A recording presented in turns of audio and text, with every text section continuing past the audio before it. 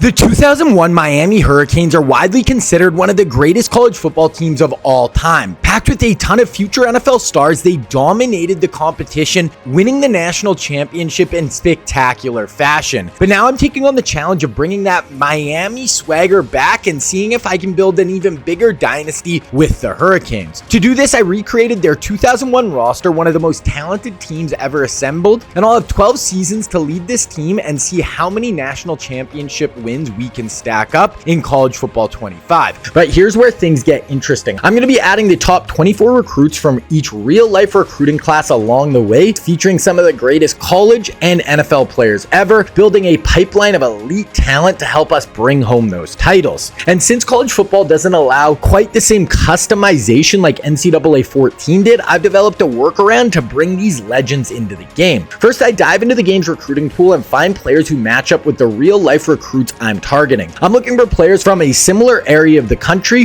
who look like the player I'm going to be adding into the recruiting class. For example, if I'm adding Tim Tebow, I would look for a 4 or 5-star white quarterback from Florida or at least that area of the country. Then they are going to be more likely to go to schools that are realistic. Now, once they sign with a school, I can edit their name, height and weight, and their uniform to align with their real life counterpart. Plus, I can also now edit their rating, so they're going to play just like the real life version of themselves. This method allows me to inject real life talent into college football 25 and create a way more dynamic and immersive rebuild. So I want to sign as many of these recruits to Miami as possible, but those I don't sign will end up at the other schools, spreading their talent across the country. And as we simulate each season, I'll track their development, their stats, and the awards they win. So throughout these 12 seasons, I'm going to be jumping into key games, conference championships, and college football playoff matchups so we can see these legendary recruits in action. And my ultimate goal, to lead Miami back to dominance and win multiple national championships and bring that swagger of the early 2000s Hurricanes back to Miami. Now, if you have any suggestions for other historic teams you'd like me to take on in future rebuilds, drop a comment down below. And if this seems like a video series you would enjoy, make sure you sub to this channel as it is new and I'm trying to get my first 1,000 subs on this channel. Now, this series will be split into 3 parts and this will be part 1 and we're going to cover the first 4 seasons. Now, let's see if we can bring the U back to glory. All right, we are back with episode number 2 of this Miami rebuild series. So in the first 4 seasons, in 2001, we actually went 11-3, lost in round 2.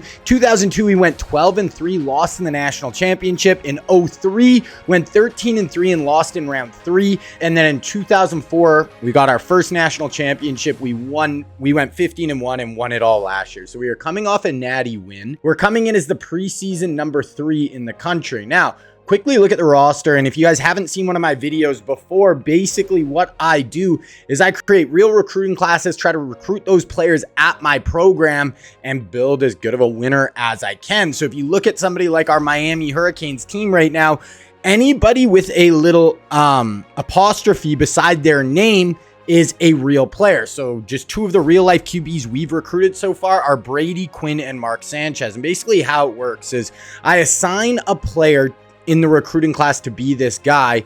Then once they actually sign with the school, I kind of break this down in the intro, but I'll just show you guys really quick. I can change their name, jersey number. I can change all their ratings. I can change their appearance as far as their height, weight, and we can change their gear to make them look like more like their real life counterpart. The only thing really we can't change is their skin color, what they actually look like facially, and then we can't change their development trait, which is kind of cool because now things are random. We don't know for sure that, you know, we get Brady Quinn, he's a big 4-star quarterback. He ends up being a star development trait, which is the second highest, but sometimes I'll get guys and they'll have normal or impact development and they won't turn out to be quite as good as we would have thought. Now, Brady Quinn is coming in as a sophomore. He's a good player in behind 2 other guys right now. I think we're going to start this Jared Newcomb. He's a different QB than we had last year. This would be his first year starting. 88 overall, he looks like a good player. Running back, we are absolutely stacked. We got Reggie Bush, Willis McGay, who is coming off an injury, and then Adrian Peterson. So Bush is going to be the starter. McGay, we'll have to see when he comes back, and then we got AP. We are loaded there. Receiver, we have a ton of real-life guys. We got Santonio Holmes, who's going to be our number 1, along with Ted Ginn. Then we got Devin Hester, Robert Meacham, and Mario Manningham with some other good players kind of spread throughout. Ted Ginn, he's already up to an 88. He's got star development trait, so he looks like he could be an absolute baller for us. Tight end, all auto-gen type players except Vernon Davis we did recruit. He's a big 4-star recruit, but we see he's normal development trait, so he's not probably going to develop into that great of a player, and that's just kind of random. Offensive line, we have Joe Thomas as our left tackle. We did just bring in Michael Orr, the blindside guy, in this last recruiting class. Vernon Carey, he's a real-life guard. No, all auto gens at center, but have a good group there. 81 right guard. And then at right tackle, we got Eric Winston, and we just brought in Eugene Monroe. Have a lot of depth at that position. Defensive end, we did bring in Robert Ayers last year, who looks like he could turn out to be pretty good, except he's got normal development, so he won't really progress. Do have a good senior, good junior in behind him. The other side, we got Andrew Williams. We got young Chris Long coming along, but I think he is also just normal development. Yeah, so we got two big DNs 2 years ago, and both of them don't have great potential, which kind of sucks. You have Glenn Dorsey at D tackle coming in as a redshirt freshman, already up to a 90 overall. He's got star development trait, so looks like he's going to be nasty in the middle of our defense for a long time. Rocky McIntosh at one of our outside linebackers. Ernie Sims in the middle of our defense. He's up to a 94 as a sophomore. So absolute stud in the middle for us. And then we do have young Patrick Willis and Lawrence Timmons as well at linebacker. So really good young linebackers. Corner, we got Antonio Cromartie, a bunch of young guys. We only have one guy who's even an upperclassman with Grime. Only have one real life guy with Cromartie right now as well. So try to get some more in the door. We have Brandon Merriweather at one of our safeties, and then the other one is Reggie Nelson. So really good team overall. Pretty good at kicker and punter. And obviously, we are going to track our team, see how they do, and we are going to keep recruiting real-life players to try to get them, to replace the guys we lose. So, going to go through our red shirts here. We will do our two freshmen, including Sanchez. We'll sit Pacheco, wideouts.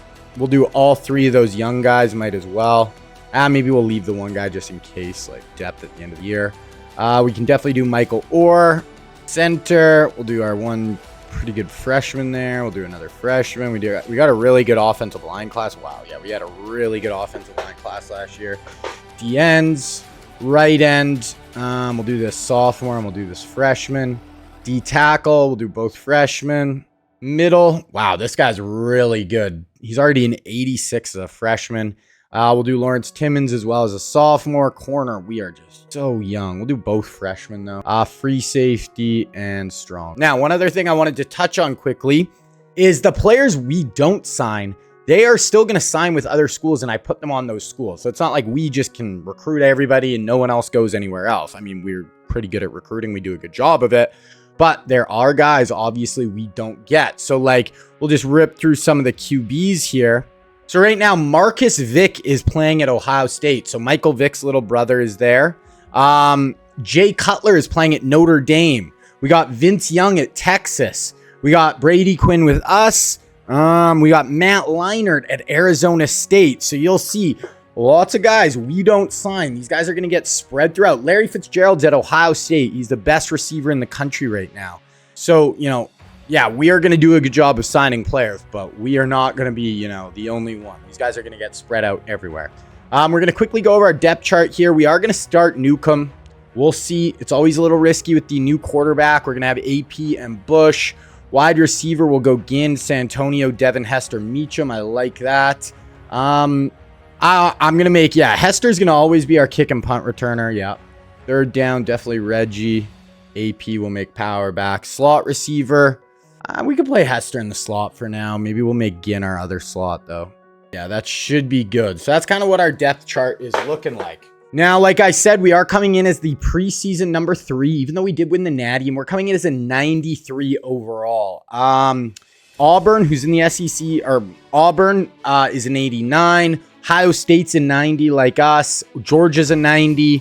Clemson's a 90, and they're in the ACC with us. So, they look like they're probably the stiffest competition for us. Texas 89, Michigan 90. So we do have a few other 90s, but we're 93. We are definitely a step above everyone else, but we got to keep it going. We've only won one Natty so far.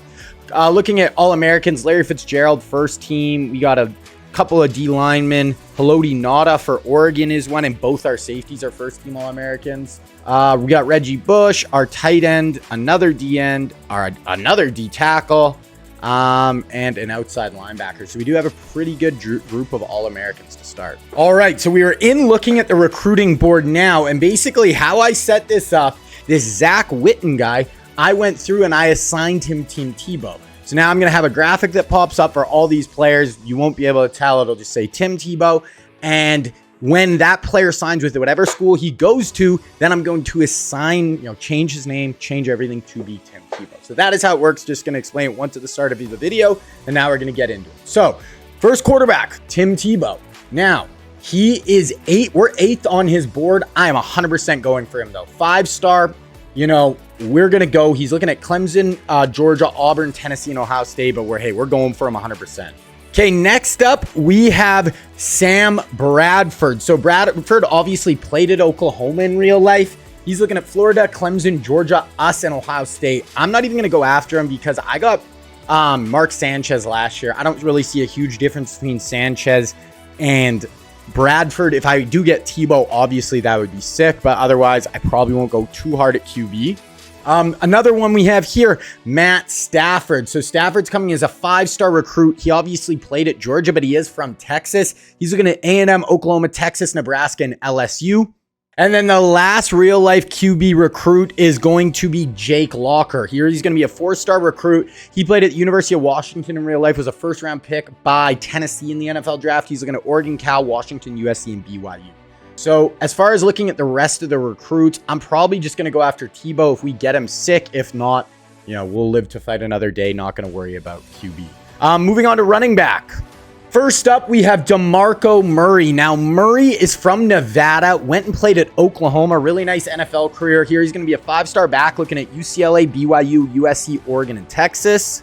Next up, we have CJ Spiller. Now, Spiller played at University of Clemson, was a first-round pick by the Bills. Here, he's going to be a 4-star looking at Georgia, Auburn, Clemson, Ohio State, and Tennessee. Next up, we have LaShawn McCoy. Now, McCoy played at the University of Pittsburgh. Really good NFL career. Here, he's going to be a 4-star looking at Michigan, Penn State, Wisconsin, Alabama, Nebraska. And then the last one is going to be right here with Beanie Wells. Beanie played at Ohio State, second-round pick by the Cardinals in the NFL draft, I believe. 4-star back looking at A&M, TCU, Texas, Oklahoma, and LSU. So obviously none of those guys were even on their board, so we're not really going to go after any of them. We do have a decent looking guy here. Maybe we'll add, I don't know. This guy, I guess, up here too. He's a 5-star. We're 6 on his board. So we'll add those 2 running backs, even though they're auto-gem players. Okay, now we have 3 wide receivers in this class.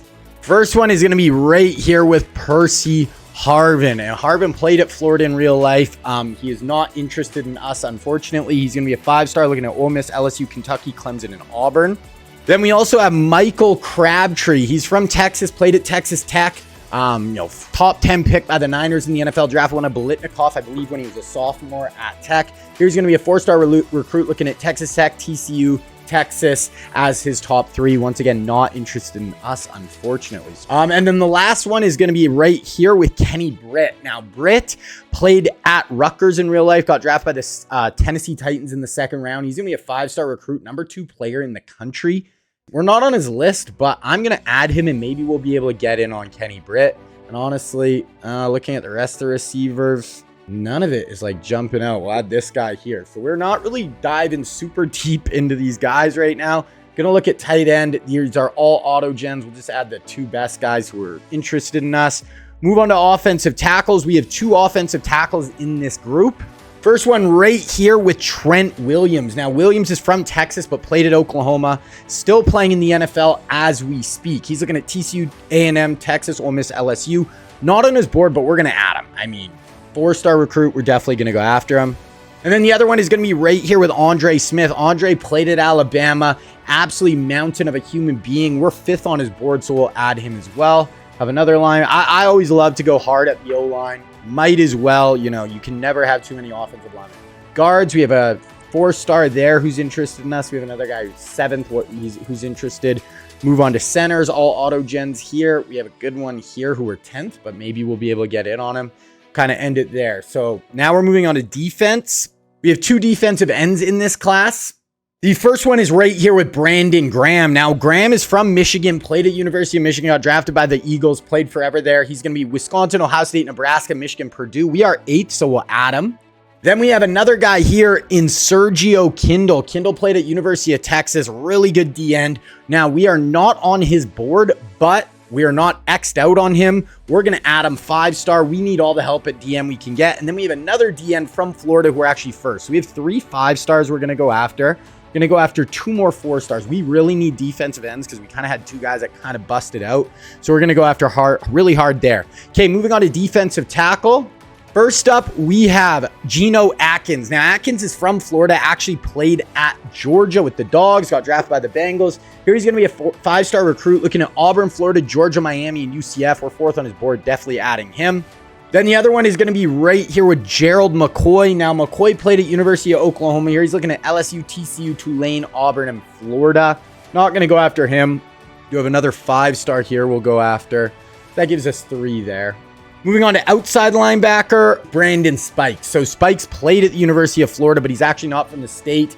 Here, 4-star recruit looking at Rice, LSU, Tulane, TCU as his top school. So not going to go after him. We're going to move to middle linebacker.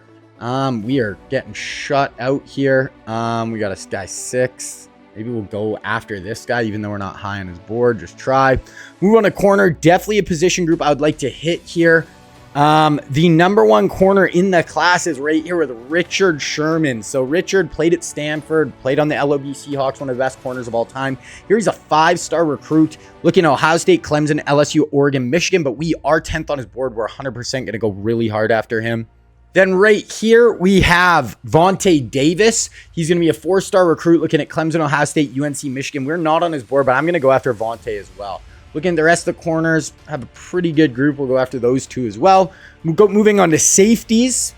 First up, we have Taylor Mays. Now, Mays played at USC, 6'3", 230, absolute freak athlete, ran like a 4.4 40 at that size. Here he's going to be a 4-star looking at Nebraska, A&M, TCU, Oklahoma, and Texas. Not interested in us. You have a 5-star safety. We'll just go after that guy to add to our board. Another 4-star there. Oh, we do have another guy right here with Cam Chancellor, who we are going to go after. He's a 4-star looking at Purdue, Michigan, Oregon, Auburn. Obviously played on the LOB Seahawks with Richard Sherman. So we are going to add him, even though we're not really technically on his board.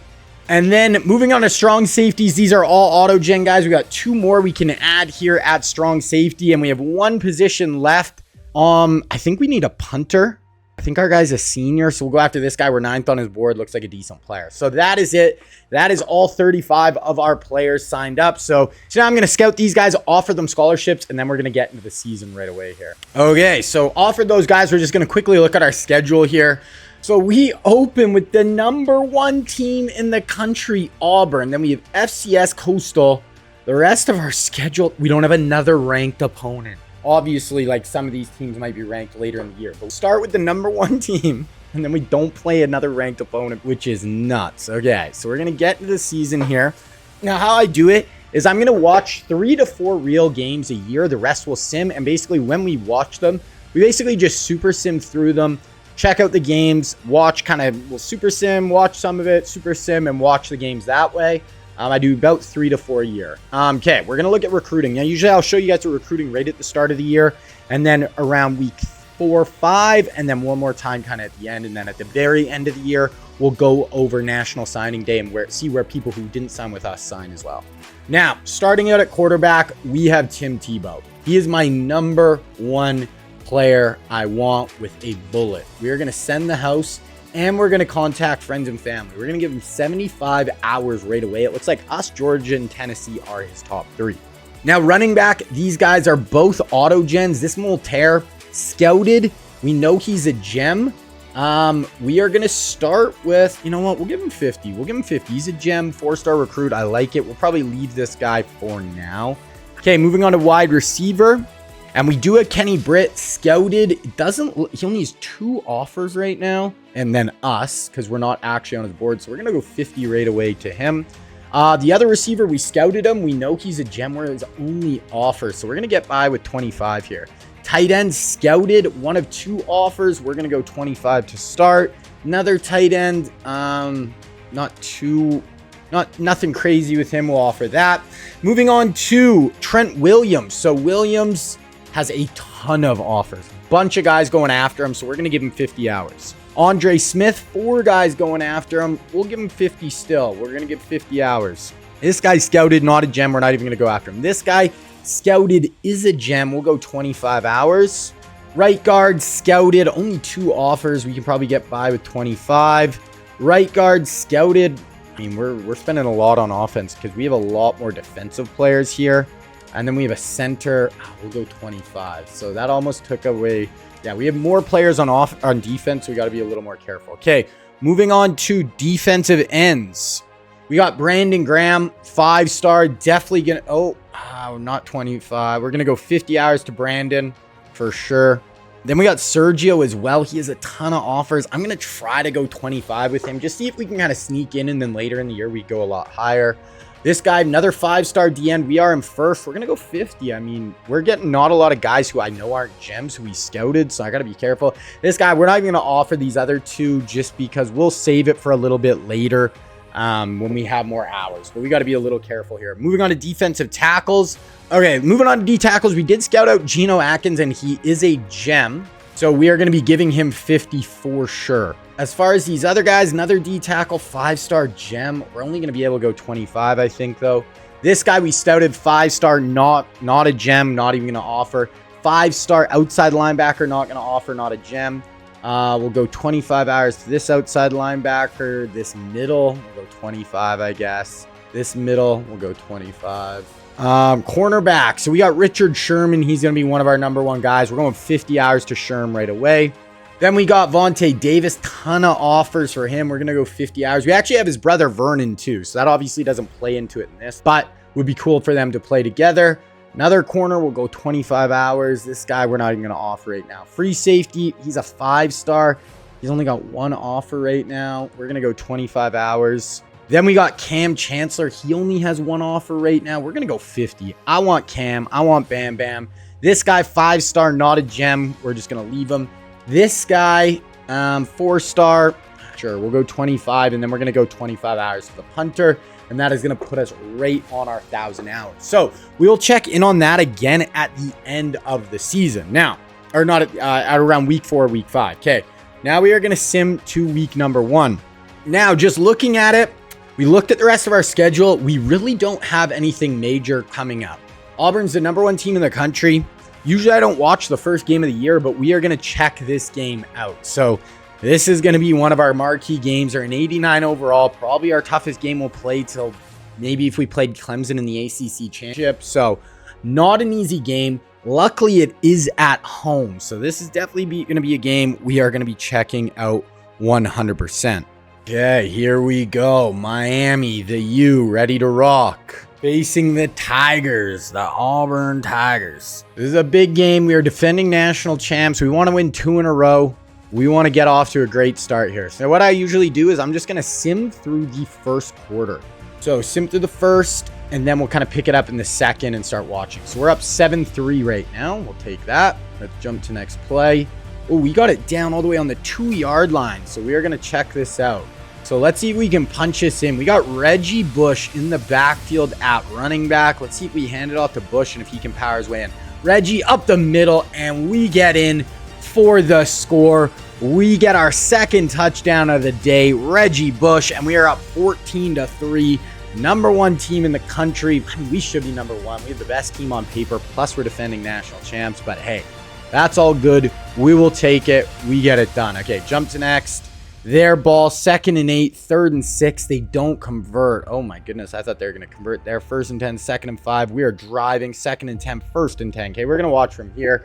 We're trying to go up 21-3 already. We got our new QB in the backfield. A lot of weapons for him on this offense as well. Really good tight end. We obviously have Reggie. Bunch of good receivers. You can't do that. That is the last thing you can do there. Oh my God. Run backwards, Ncaa, for an 11-yard loss. Okay, we're going to sim 1 play. 3rd and 16. We'll watch from here. Get something going. So Ncaa in shotgun here. Bush beside him. We got a trips look to the top of the screen. Drops back. Stands tall. He's an hour to throw. Somebody's got it. Dude, and you take a sack there. Make it a tougher field goal. Somebody's got to be open there. So Ncaa, not great when we're watching here, but we have a 17-3 to lead, so we can't be too mad at them. 1st and 10. Okay, they get a couple big plays there. 3rd and 3 on our 17. Well, let's see if we can shut them down. So 4 down line. We have a linebacker playing off. Drops back. Nothing. Okay, we got a free rusher. Wow, that was a great throw. Okay, that was a wicked throw on the run. Bought time. It looked like we had good coverage to begin with, but they just buy time, find a guy open down the field. Gideon Quick for the score. Damn. Yeah, really good throw. Pressure in his face. Absolute dime on target. So, okay, we get the ball back, though. 3 minutes left in the half. 2nd and 8. Big pass play there. 23 yards to Ted Ginn. 2nd and 5. 3rd and 5. This will be right around midfield. 3rd and 5. So, huge game right here. Or huge down. Ncaa, they brought pressure. Oh, he's going up over the top. He's got a man touchdown. Let's go. I think that's Ted Ginn Jr. We just have so much speed on the outside with Ted Ginn and Devin Hester. Then you have Reggie Bush in the backfield. That would be the fastest college football team of all time. Like, ridiculous speed everywhere. And Ted Ginn, Ncaa absolutely uncorks that one. A moonshot right to Ted Ginn, who really doesn't have to break Slur out. He may be underthrown by half a yard, but you don't want to overthrow a guy there, so I'm fine with that. And there we go. Ted Ginn for 48, put us back up 14, or 15 actually. They get a nice return out to midfield though, but we hold them first 2 downs. 3rd and 10, and we get a stop here. We actually get the ball back with about a minute left, 2 or 3 timeouts. So we're not in a bad spot. 4 down, we got to get a stop. Oh yeah, good pass rush. This guy's good on the move, bought some time, but nice knockout there. We're going to get the ball back without a minute left in this one. Punt, 2nd and 10, 3rd and 5 from our own 11. Probably not going to get crazy aggressive here. I'd just run something to Bush. Little screen pass to Reggie, maybe see if he can make something happen. Oh, don't take a safety! Oh my God, they said we were down at the 1, I think. Ncaa has made some horrible plays running backwards. We're going to watch the punt. 28-yard punt. And they were, oh my gosh, they have it on our 11-yard line. 2nd and 10, 3rd and 10. Holy, that was a comedy of errors there. I mean, if we can hold him to 3, I'd be very happy. Ncaa has got to have better pocket awareness. He's made some really bad plays running backwards. 4 down, we're rushing another. Oh, got to be pick. You're right there. Force them, yeah. So they're probably just going to hold here and kick a field goal, I'd assume. Let's just watch. Oh, no. Oh my God, they're going for this. 4th and 2. Wow, that is ballsy. So they came out in field goal first. Now they're going for, I like the call. I'd probably go for it too. Hand it off. That's touchdown. Wow, Auburn. They're a really good squad. We were never going to just roll over this team. But yeah, I mean, it's a closer game than it probably should be at the half. We have an 8-point lead, 24-16. Their football too, 2nd and 2, 3rd and 1. Wow, we get a tackle for loss. That is huge. And we get a nice return. 3rd and 9, just past midfield here. Last time we were in this spot, we uncorked one to Ted Ginn. It looks like he might be soloed up at the top again. Let's see if Ncaa tries to take a shot. Ncaa, don't run backwards. There you go. Step up in the pocket. Finds Ted Ginn again. So this guy's fine when he's not running backwards, but sometimes he gets just super antsy in the pocket. Another big strike to Devin Hester. 2nd and 7 from the 8. So our offense is looking really nice right now. Humming. Other than when they set our defense up with that horrible field position before the half, they're looking really good. Motion Devin Hester across the formation. Hand off to Reggie. Nothing there. Loses 2. He does have 108 yards rushing right now, Reggie, though. Having a nice day. Let's see. So 3rd and 9. Don't, turn the ball over. You don't have to get crazy aggressive. Obviously, we're trying to put this in the end zone, but no mistakes. Yeah, okay. On the run. Nice throw. Finds Ted Ginn, and Ginn is having himself a ball game. His first time being our #1 receiver, and he is looking dynamic with the football, making big plays. That's his 2nd touchdown. Once again, you can just see our speed and explosiveness. Really tough to handle. 2nd and 4 for them. They get a big pass play, 31-yard reception, 2nd and inches. Fumble. Wow, we recovered a fumble. That might put this one away. 2nd and 15. We get a big pass play to Ted Ginn again. 2nd and 6, 3rd and 5. Ted Ginn is just absolutely balling. We're up out of field goal position here. So obviously would like to get a little bit closer, at least get one more first down, get in field goal range, kick another field goal if we have to. Ncaa, a lot of pressure, tries to get that to Reggie, and he does. We actually lose 4 yards on the play, 7 yards. Now we're going to have to punt it. Kind of unfortunate. We do pin them inside their 10, and we got 3rd and 8 on their 9-yard line. So big down right here. We got a pressure look. Drop out. Pressure. Okay, he's going up over the top. Oh my God. Oh no, our safety's there. Our safety. Oh my gosh. I thought all I saw was the corner at the start. Reggie Nelson was over the top though, so we're fine. Okay, jump. Oh wow, we got a really nice return. 3rd and 6 from the 21. To make it 34-16 if we kick a field goal. So Ncaa, do not take a bad sack here. We've seen him do it a few times. Do not take a bad sack. You get sacked for 3-4 yards. That's fine. Not 11 yards. Quick. Oh, yeah, the tight end. Just missed him. Damn. Okay. Okay, we're going to sim a little bit here. We're going to sim to 4th quarter, 34-23. So they actually scored there. Simming. Our ball. We get a 27-yard reception to Devin. 2nd and 8. And boom. Devin Hester, 34 yards. Okay, we're going to sim to the end of this one. I think that's going to do it. 41-30. Oh, my gosh. Okay, never mind. Okay, we're going to slow this down. They got another touchdown. Oh, no, we have the ball now. Okay, we're going to watch here. 3rd and 3. Oh, no, sorry. It's 4th and 3. Okay, my super sim skills were off there. Kick is up. Kick is good. Okay, so that's going to put us back up 14 with 4 minutes left. Been a fight. I mean, we've always had the lead, but Auburn's done a good job of just hanging around. 3rd and 6 has got to be 4-down territory at this point. Down 2 scores. Trips to the top. Let's see if the defense can make a play here. I'd like to see a pick or something. Bringing a blitz on the run. He stays in bounds. Good play. Good play. This QB, I like this QB. He's really good at on the run. Buying time. Still like throwing on the run. Hits for 28. Get there. 2nd and 9. 3rd and 7. Big down. Big down.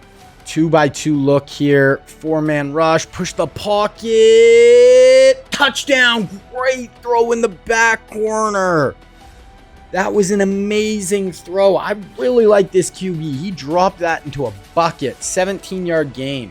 Okay, so we're going to have a 7-point lead with 2:23 left. We get 2nd and 6, 3rd and 3. Play of the day right here. They have 2 timeouts, so yeah, this is huge. 2-by-2 look. Gonna hand it off to Reggie, and he gets absolutely shut down. Okay, we're gonna have to punt this football back to Auburn.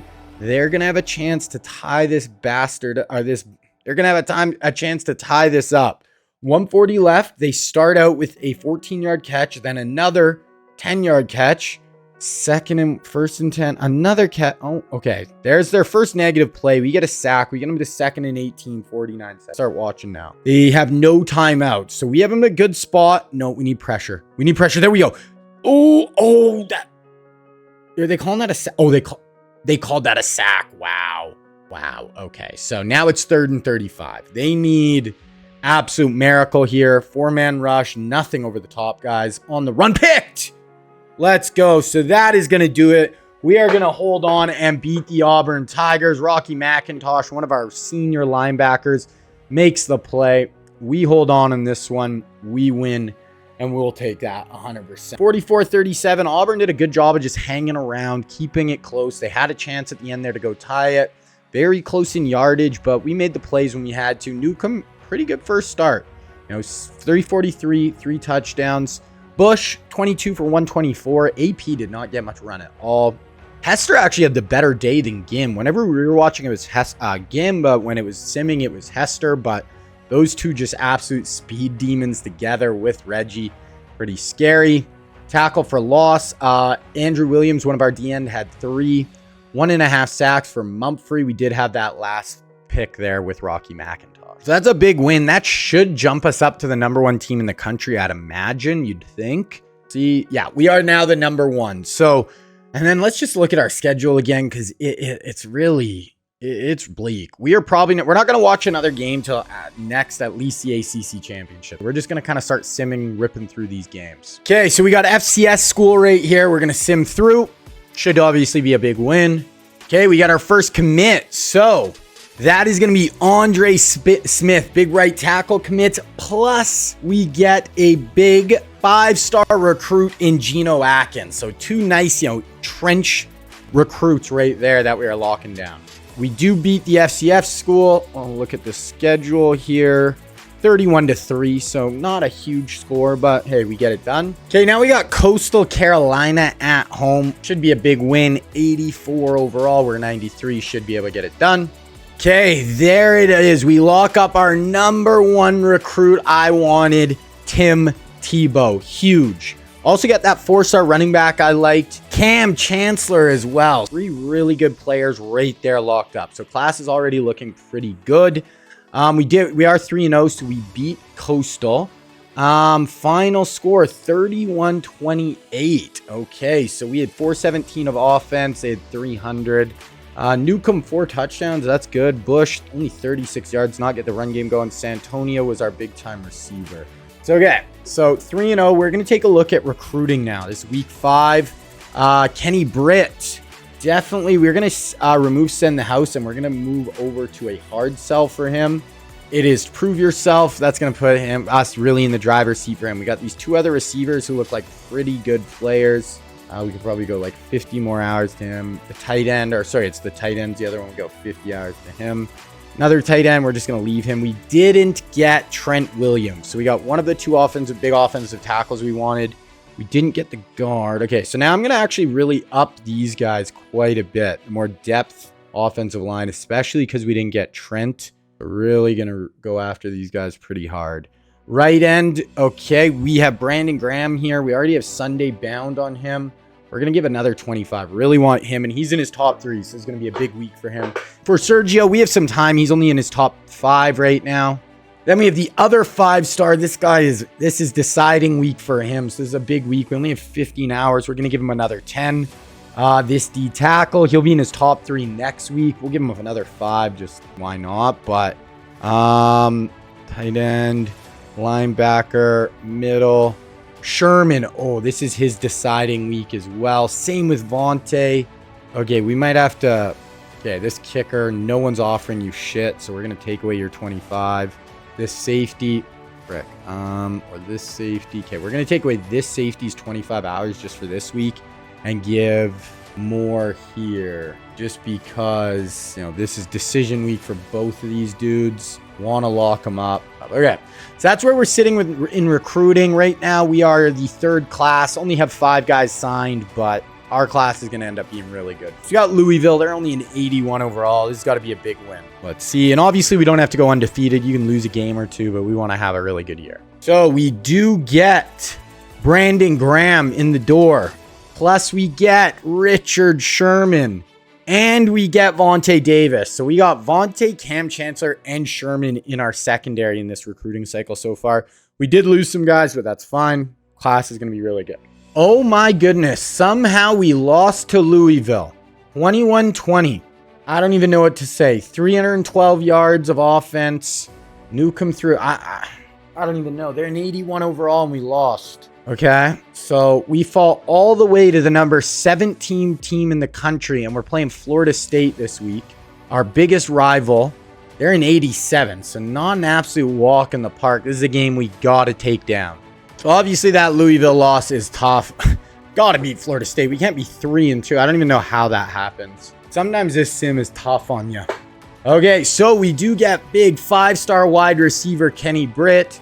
We get 4-star left tackle, 4-star right guard, 4-star center, and we get 5-star defensive end Sergio Kindle. We get another 5-star D tackle. Wow, so yeah, we got a ton of dudes right there. Really good players. Did we beat Florida State though? We did. So we jump up to 4-1. We only went up to like the number 16 team though. 56-7. How do we lose to Louisville and beat Florida State 56-7? 5 touchdowns for Newcomb. Bush and Mayer kind of split time. We were really everybody was touching the ball in the backfield. Holmes, Hester. Reggie had a pick on the back end. Sacks. We just absolutely bent the Seminoles over. Okay, so Va Tech right here. Another rivalry game. They are a 82. If we lose to another freaking 81, 82 overall team. I'm going to lose. These are games you cannot lose. Okay, we get 5-star running back in, 4-star wide receiver, 4-star tight end, 4-star middle linebacker, 5-1. Okay. Beat Va Tech. That's going to, yeah, we beat them 45-14. So maybe that loss to Louisville was just a wake-up call. Last 2 games we played really good. 4 touchdowns there. Bush went for 99. Devin had carries for 86 yards. He had an 81-yard touchdown. Okay. Receiving, kind of just spreading it around. TFLs, there's our sacks. Had a good amount of sacks. 1 pick. Still nobody ranked on our schedule, so we kind of an easy road right now. But we'll see. Okay. Let's look at recruiting. So really, it's just kind of filler guys who are left, if anything. Yeah, we got this D-end. 5-star D-end. I mean, he's actually a good player, so we're not even doing hard sell, so we'll switch this to a hard sell. There we go, and we can go another 10 now. Okay, so that's locked in with 75. We got this 5-star D tackle. We know he's not a, we know he's not even a gem. So if we get him, cool. I don't really care. 5-star or 4-star corner. Got another 25. Safety here, another safety. They're both 5-star safeties, so looks like we're gonna get him. We know this guy's not a gem, but whatever. And then we got our kicker. So class is gonna turn out to be really good. We are in first right now. We have 8 5-stars. First overall, Auburn is right there with us. Virginia coming in 83 overall. The ACC is just not very good right now. Okay, we got 5-star defensive end right there. Big pickup there, 5-star. So that's our 10th 5-star we just locked up. So recruiting is going pretty freaking good. Do win that, we hop back into the top 10 now, 59-10. So we're on a roll now. I don't know, that Louisville game, 470 to 186 total yards. Ncaa 5 touchdowns. Bush went over 100. Hester went over 100. Offensively, but he had 3 sacks. Truman had 4 interceptions on the day. So boys are balling, starting to play out. That Louisville, since that Louisville game, we've won 56-7, 45-14, 59-10. Duke, Cal, NC State, Georgia Tech, and UMass left. So should be able to just keep winning here. We're just going to really start ripping through these games. Recruiting's basically done now. 4-star corner, 3-star punter. Truman, player of the week. We win, go back up to 6th in the country. So as long as we don't stumble, not quite as big of a win, 35-12 over Duke, but we'll take it. Ncaa, 4 touchdowns, 1 pick. Bush, another 100 yards. Ted Ginn goes over 100. Oh, we had a lot of sacks. Yeah, this guy had 3, and Williams had 3. Truman had 2.5. Reggie Nelson with a pick on the back end. Okay, Cal. We're going to watch more games, too, once we get into the playoff and stuff. Yeah, they're in 82 overall. None of these games should even be competitive. We should be just bludgeoning these teams, but we'll see. Okay, we had another 5-star safety. So I think that's our 11th, which is a little ridiculous. We win. Number 7 in the country. 41-14 over Cal. 499 to 257 yards. Ncaa, 3 touchdowns. Reggie, 127. AP had 59. Madison somehow was our leading receiver. We had barely anybody receiving wise. Only 2 sacks, no picks, so quiet on defense, but hey, we're stacking up our W's. Keep it rocking here. NC State 6-3. They have a good record. They're in 82 though. This is a game I know it's on the road, but you cannot lose this. 9-1. We go up to the 4th team in the country, so we're climbing our way back up. We fell all the way to 17 after that loss. 45-14 W. We didn't have a ton of yards. 5 touchdown passes for Ncaa though. Not much of a run game. 189 and 3 touchdowns for Hester. McIntosh had 12 tackles. Had 3 sacks. 2 interceptions right there. Okay, let's look at where we're at in the top 25. Is there any undefeateds? We obviously, our strength of schedule is just never going to be very tough. So Washington's the only undefeated team. We're behind Oregon and Tennessee as well. And then Notre Dame is the only other one loss. Okay, Georgia Tech, 80 overall at home. I want a 50-point W right here. Ncaa, 5 more touchdowns. We'll have to see. Let's look at the Heisman race too. We're still number 4. Go to 10-1. Obviously, 5 touchdowns. Yeah, 59-7. I asked for a 50-point win. We win by 52. So the boys listened. Newcomb's thrown a lot of touchdowns. Bush, not much going on the ground. Hester, 3 more scores. Let's look here. Heisman watch. Newcomb on the list. Guy's 3rd. So we're behind Tennessee's quarterback, Washington's wideout, and then our QB, and then Devin Hester. Okay, UMass, last game of the year. This is a non-conference game. They're in 82, so similar. We played like 2 freaking good teams all year. Let's go. Okay, so we are going to play Clemson, top 10 matchup in the ACC championship. We're going to check this one out. We are 11-1. What was that final against UMass? 28-16. So they actually gave us a game, but we get it done.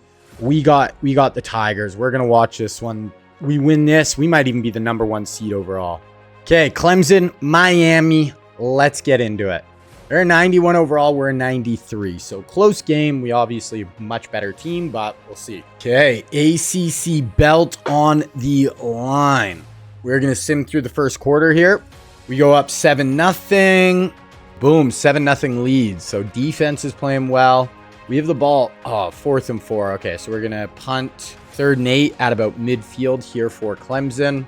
So it could be a pressure package here for us on defense. Let's see if we bring the house. Nope, bring him 4. We need some pressure. Checks it down, get a tackle. He's about a yard short. Okay, 23 yards, 2nd and 8, 1st and 10 after 12-yard reception. Okay, 3rd and 8 at the 41. We need a 1st down here.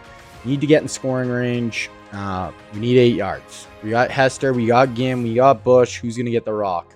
Newcomb, plenty of time. Oh, that is a tight window, and Ted Ginn Jr. holds on. You love to see it. Great job by Ginn. Then they get a defensive penalty, 2nd and 5, 3rd and 2 on the 18. Get a motion across the formation. Got Bush out of the backfield. Boom! Diving catch, Devin Hester. What a play. Wow, great throw and an even better catch. Devin Hester. Our offense is just speed demons everywhere. Can we see this catch? This is a full extension for Devin. Newcomb up over the top, gets it over that corner, and Devin full outstretched, catch in the back of the end zone to put us up 14. Okay, now defense, just go force a punt and get us the ball back. 2nd and 8, 3rd and 4, big play. If you're Clemson, you need to get a drive going here. You do not want to just punt us the ball back right here. 3rd and 4, what do you got, Tigers? 4-man, time, pressure, sack, fumble, and we recover it. Let's go. About the worst thing that could have happened there for the Tigers. We recover that football. Our ball going the other way. 1st and goal from the 9 now. 2nd goal from the 6. 3rd and goal from the 5. I mean, even a field goal, you up 17, you'll take. But if we can go up 21-0 right here, that would be obviously massive. We got Bush in the backfield. Newcomb underneath. Touchdown. I think that's our tight end there. And we go up 21.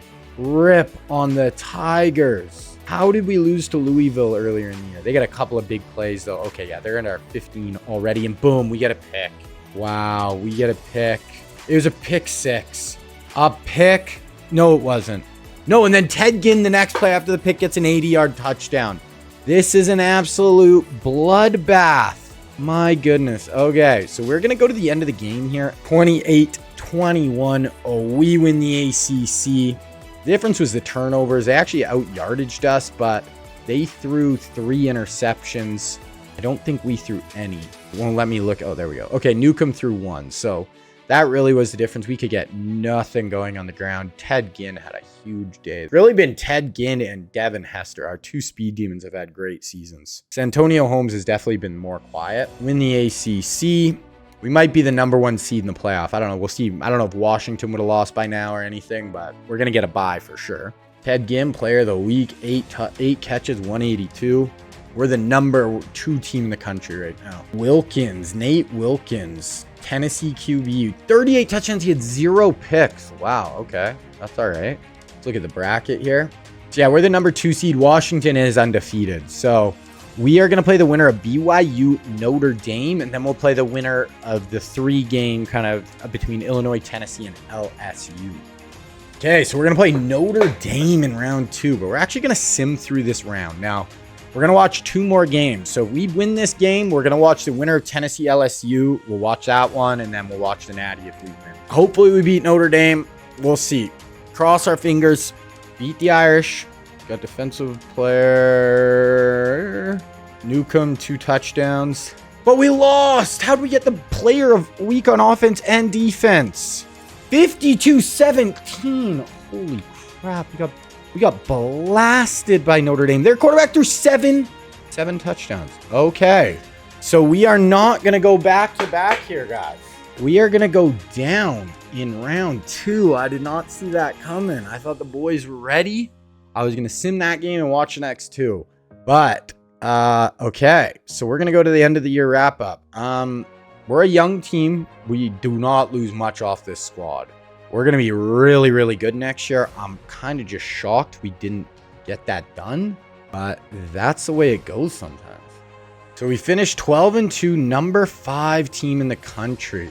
Final top 25. Did UW know? Notre Dame wins it all. They beat Oregon in the Natty. So we did lose to the national champions, but damn. Okay. Now let's look at some season stats here. Ncaa, 50 touchdowns, 3 picks. So Ncaa had himself a year. It felt like he had a lot of touchdowns. Yeah, Reggie, just over 1,000 yards. We're not a huge running team, even though we have the craziest pair of running backs. We kind of have just a big 3 we throw to. It's always kind of going again. Hester Santonia, our good tight end, he got injured, so I guess then Wilbur came in, so he probably would have had more like 500 yards if we do not throw to Reggie enough. 36 receptions only. I mean, 36 isn't bad, but I guess he's only averaging 5 yards a reception. Tackles, Ernie Sims led us. TFLs. QB sacks, 3 guys over 10, 4 picks for Cromartie and Nelson. Take it, kick return, Devin, no tutties. Did we have the number 1 offense in the country? We had the 2nd in the ACC, so we did not have the number 1 in the country. We're going to be pretty high, I'd imagine. Did they take out, you can't sort by national anymore? Why did they do that? Why would they do that? That's so silly. Looks like we might have been right around top 2. Why would they would they do that? Weird. Okay, so you can't sort by national anymore. That's dumb, but whatever. Okay, gonna get into the offseason here. Big offseason. You know, we had a really good recruiting class, but you never know in this game who's gonna try to leave early, who's gonna want to head out the door. This is huge. So we're losing Reggie most likely. We're gonna have Adrian Peterson, which is obviously sick, but let's see. Not persuaded, and it looks like we're losing Merriweather.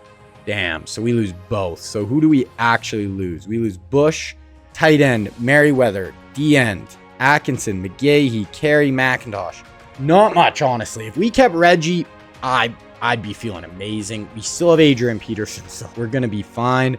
Kind of sucks to lose Reggie. And Brandon Merriweather, like, we had him and Reggie Nelson as our 2 safeties. Really nice duo.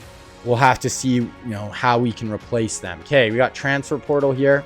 Usually I try to sign maybe 3-4 guys max if there's guys I really like, but usually our team's so stacked. None of the top guys. We do have a right tackle, which I really don't think we need. I don't think we need a center. We dare McFadden. We're going hard after McFadden. Lose Bush. We bring in Darren McFadden. Love it. We're doing that. We're going after this safety as well. Okay. Honestly, I'm good with those 2. Safety and Darren. Do we have any other real life guys? Us in Florida. Offer scholarship. Send the house. Okay, so let's see if we get those 2. We're going to go to National Signing Day here. Okay, so we do get McFadden and Yazzie. So we get both. As far as the top class, we have the number 1 class in the country. 11 5-stars, 25 overall. All 5 are for a really good class. Okay, now we're going to go through the real life players. Look at where all the guys we didn't sign, where they ended up. Matthew Stafford ends up at North Texas. That's crazy. Sam Bradford ends up at Florida. And then Oregon gets Jake Locker. Okay, gonna move to running backs. Penn State gets LaShawn McCoy. Auburn gets CJ Spiller. Oregon gets DeMarco Murray. And then Ohio State gets Beanie Wells, where he went in real life. Okay, let's move wideouts. Auburn gets, Auburn, okay. They get Percy Harvin. And then University of Texas Longhorns get Michael Crabtree. Offensive line, Texas gets Trent Williams. They get Trent Williams and Crabtree. That's nice pickups for them. D tackles, Gerald McCoy goes to Florida. Outside linebacker, Rice gets Brandon Spikes. And Taylor Mays ends up at North Texas. So North Texas ends up with Taylor Mays and Bradford? No, Matthew Stafford somehow. That is crazy. Okay, so that's kind of the end of recruiting. We're going to go through position changes. Usually there's nothing major, just some O-linemen I could move around. Like our right tackle, we are very just kind of overbooked here. We're going to move you to like right guard. Middle. Let's go Lawrence. We'll go Lawrence to left outside. I moved the wrong guy. Okay, Gadosh, you're playing left outside. Corner, Kamar. We have a lot of corners. Crap, we're going to be cutting some of them. Okay. All right, so we're going to be at the start of the 06 season now. I'm just going to make these recruits, put them all on all our teams, and we'll get into it.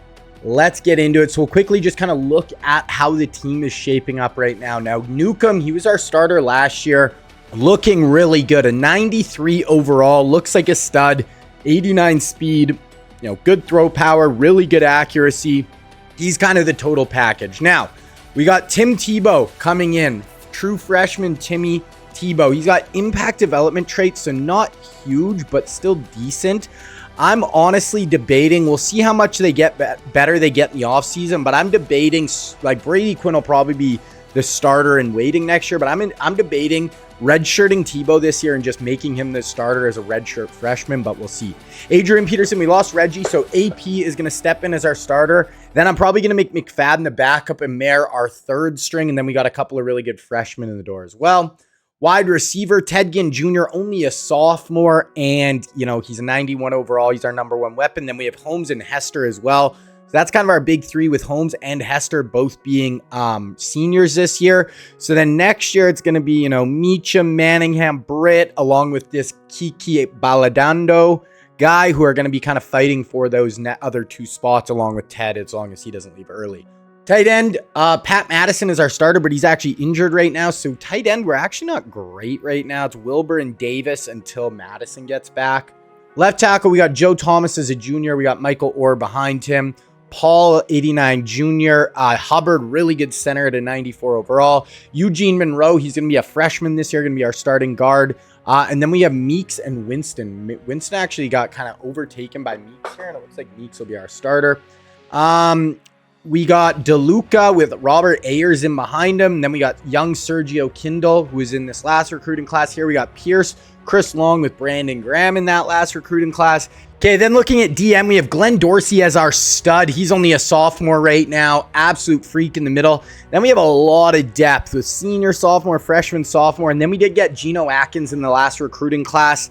He has impact development, so he's hopefully our next line and, really good kind of inside defensive tackles. You got Gadish, who's an auto-gem player, but really good outside linebacker. Move on to middle. Ernie Sims is a junior, one of the best players in the country at middle linebacker. And this Swaim, redshirt freshman, already up to a 91 overall. He's got star development traits, so he is an absolute stud. Right outside, we got Mashad, Mock, and Patrick Willis. I'm probably going to start Willis this year. I'll always like to start, the real guys if we can. And plus, he's a sophomore. I'd rather start him. Corner, we got De Silva, Cromartie, bunch of auto-gen guys. Then we got Richard Sherman and Vontae Davis as our two freshmen. Sherman looks like he's going to be a stud. Only impact, but I think he's going to turn out to be really good. Okay, so moving on to free safeties, and we did bring in this Yazzie, who is going to be one of our, he's a transfer, probably going to start this year. Decent depth in behind him. And then this side of the ball, we got Reggie Nelson and then a young Cam Chancellor. So, Cam's going to be next in line with our really good, safeties that, hopefully will be impact players. Now, kicker, 82 overall, punter is a freshman, so he's decent. So that's what we are sitting at with our roster. Going to do our red shirts really quick here. Going to red shirt a lot of guys, I'm sure. We're going to do Tebow. Oh, we could do McFadden, but we're not gonna. We'll do Banks. Wide out, we'll do Britt and Clay, both a freshman. Tight end, we'll do our freshman. Do our freshman left tackle. Do our freshman center. Right guard. And then we can do Sergio Kindle. We'll do Brandon Graham as well. Let them buy a year. We'll do Gino and Nunez. Middle. We'll do both the young guys. Right outside, we're good. Corner, let's do Sherm and Vontae. Safety, we'll do Amador, and we're going to redshirt Cam. So that's what we're looking like there. Look at our depth chart. We do have some positions here we want to move around. So Quinn will be our backup. I want to make McFadden the backup running back. Wide out. Let's make Meacham our fourth receiver. Let's get him some more reps. Tight end. Let's make Vernon the starter. Oh, okay, whatever. That's fine. One should be good. Linebacker is a position. So I want to start. Willis is actually going to be one of our starting backers. Corner. Free safety. Okay. Kick and punt returner. Hester. Third down back. We got AP. Power back. I mean, we'll go AP over there. Slot. We'll play Hester in the slot. Okay. Should be good to go. Now, actually, one thing I wanted to get in really quick before we get into the recruiting class is I wanted to show you guys how good this Oregon team is looking on paper. A ton of 99s. They got Haloti Ngata. So when I say guys will get spread out all throughout college football, I'm not joking. They got Haloti Ngata in the center of their defense. They got Marshawn Lynch, Zach Miller at tight end, James Laurinaitis as linebacker, Lorenzo Booker, Ndamukong Kongsu, Dennis Dixon. Just look at their QBs. They got Dennis Dixon, Jake Locker, Chase Daniels. They got 3 real-life QBs. They got Marshawn, Lorenzo Booker, and they just got DeMarco Murray in the last recruiting class. They got Deshaun Jackson. So Oregon, they're only an 88 overall, but they look really good on paper. A ton of our guys. So these dudes will get spread out everywhere. I make them, even if I don't sign them, I put them on teams and they will be making impacts. So Ohio State is coming in as the number 1 team. Us, then Oregon, Clemson's a 91 overall, also in the ACC. Bama's a 92 overall. So those are some of the best looking teams on paper other than us. Looking at preseason All-Americans, we got Ted Ginn Jr. and our quarterback are both preseason first team All-Americans. We got Glenn Dorsey and Ernie Sims on defense. LaRon Landry, safety for Ole Miss. Second team, Gaydosh, one of our other corners, and Reggie Nelson. Okay, now we're getting into this recruiting class. This is going to be the 07 recruiting class. Really good class overall. Some really good QBs. We're going to get right into it, though. First up with QBs, we have a 5-star Russell Wilson. So obviously right here it says he's 6'6". We can adjust height. He's going to be like 5'10". Field general archetype, which kind of fits. 5-star recruit. Obviously Russell started at NC State, played at Wisconsin. Borderline Hall of Famer in the NFL. And he's looking at Clemson, Tennessee, Ohio State, Michigan, and Texas. Then right behind him, we have another 5-star with Cam Newton. We all know Cam. One of the best college players of all time. Started at Florida, ended up at Auburn, winning a Heisman, winning a national championship. First overall pick by the Panthers. He's looking at Tennessee, Clemson, Florida, Miami, Oklahoma. Now, we do have Tim Tebow, but if we have a chance to get Cam Newton playing at the U, we're going to do it. We are 4th on his board, so we're going to go for him. Next up, we have another 5-star, and this is going to be Kellen Moore. Now, Moore from the West Coast, played at Boise State. Now he's an offensive coordinator in the NFL. I think he has the most wins as a college football quarterback in all time, or really close. 5-star recruit for us here. He's going to be looking at Oregon, Michigan, UCLA, Nebraska, Auburn. Then lastly, we have Tyrod Taylor. Now, Taylor's from Virginia, played at Virginia Tech. Nice college career, good NFL career. He's looking at a bunch of smaller schools right there, but he's going to be a 4-star. Interesting to see where he goes. Now, we're going to go after Tebow. I'm not going to go after any other we're going to go after Cam. We got Tebow last year, so I'm not going to go after any of the other quarterbacks. Looking at running backs, and we have no real-life running backs in this class. We do have 2 5-stars who are second. We'll add them just as kind of depth pieces. Moving on to wide receivers, we only have 2 in this class, but they are good. Now, the number 1 overall wide receiver in the class is going to be Golden Tate. Now, Tate is actually from Tennessee, but played at Notre Dame, won the Biletnikoff, drafted by the Seahawks in the 2nd round. Really nice NFL career. He's going to be a 5-star recruit, number 2 player in the whole country. We're 7th on his board, but we're going to try to get Golden. Looking at Georgia, Clemson, Florida, Tennessee, and Auburn. And then the other wide receiver is going to be Dez Bryant. Bryant played at Oklahoma State, but he's actually from Texas, drafted by the Cowboys. Everybody knows who he is.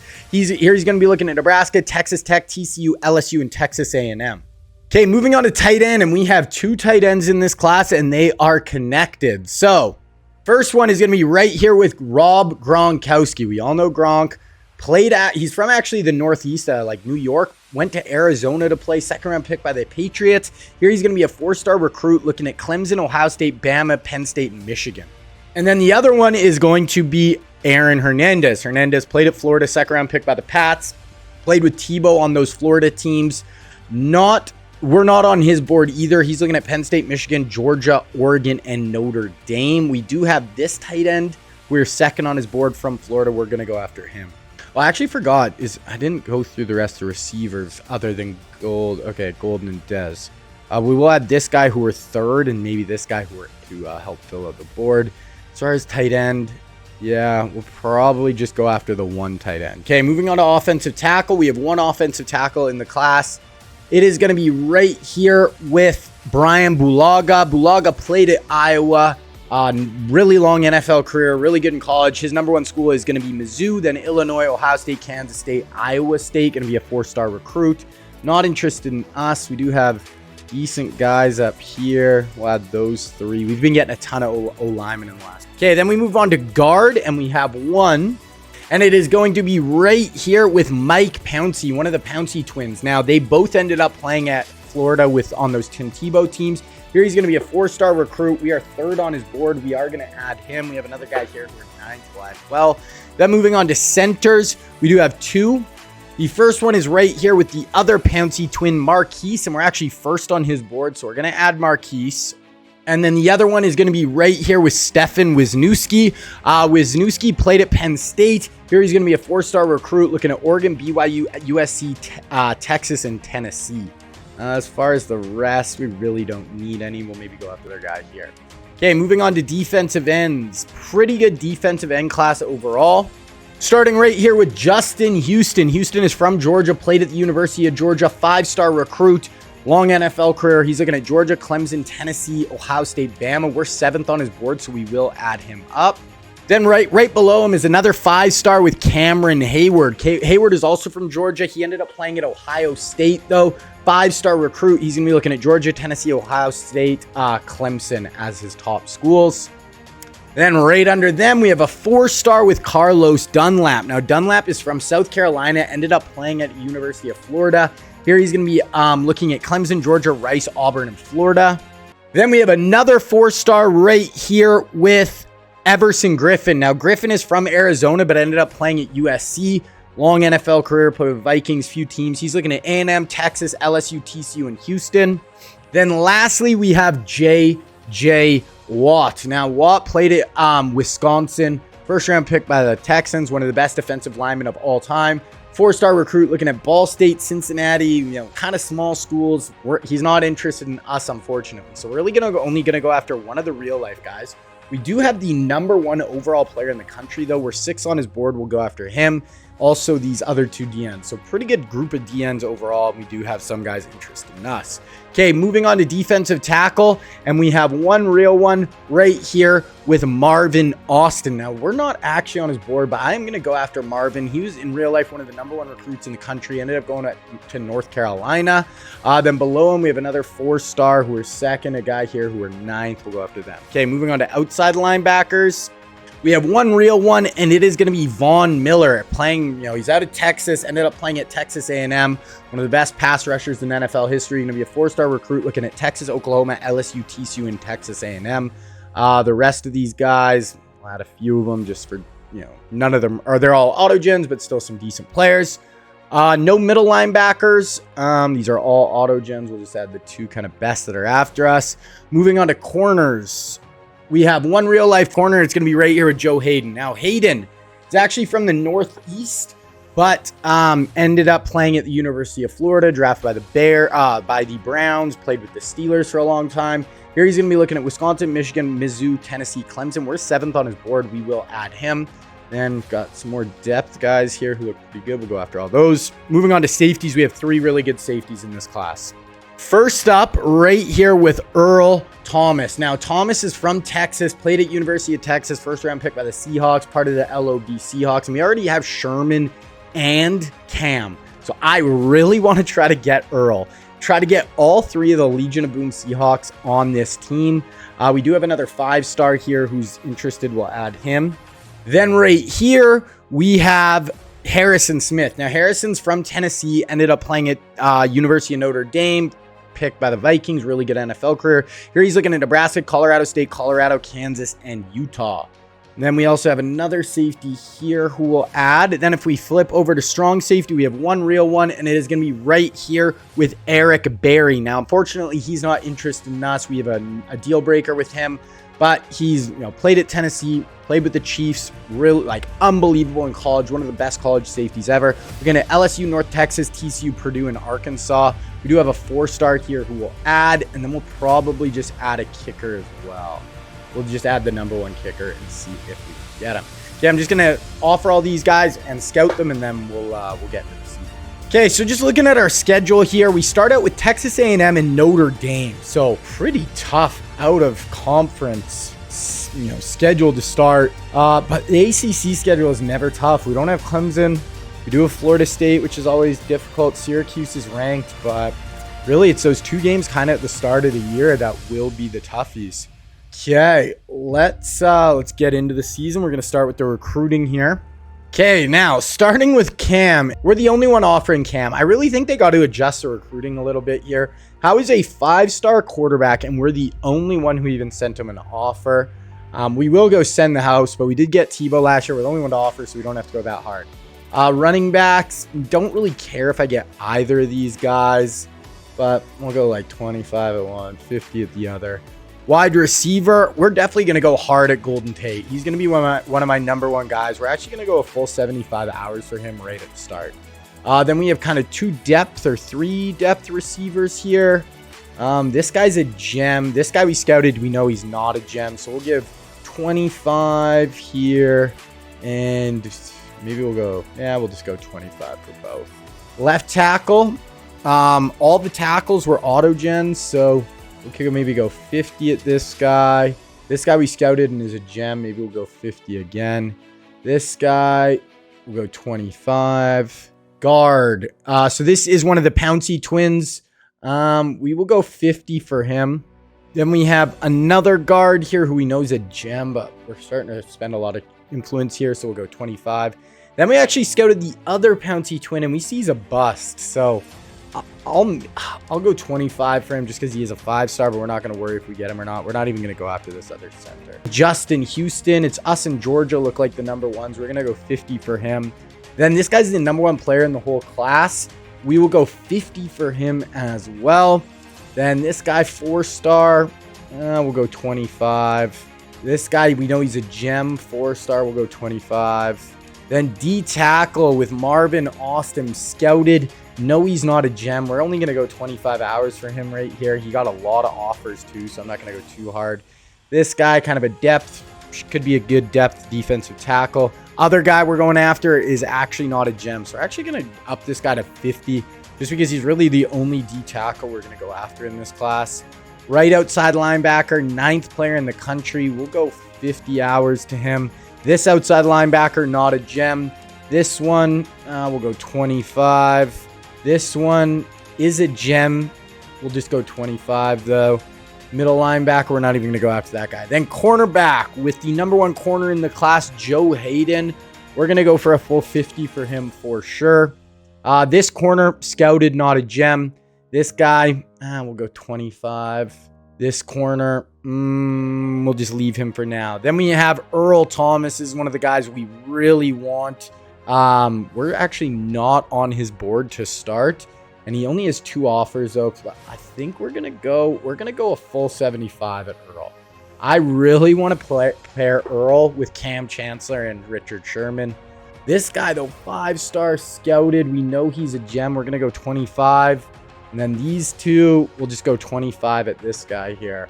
And that will be the first part of our class here. And then we'll check in on this again around week 4, week 5. So we do have a bye week here to start.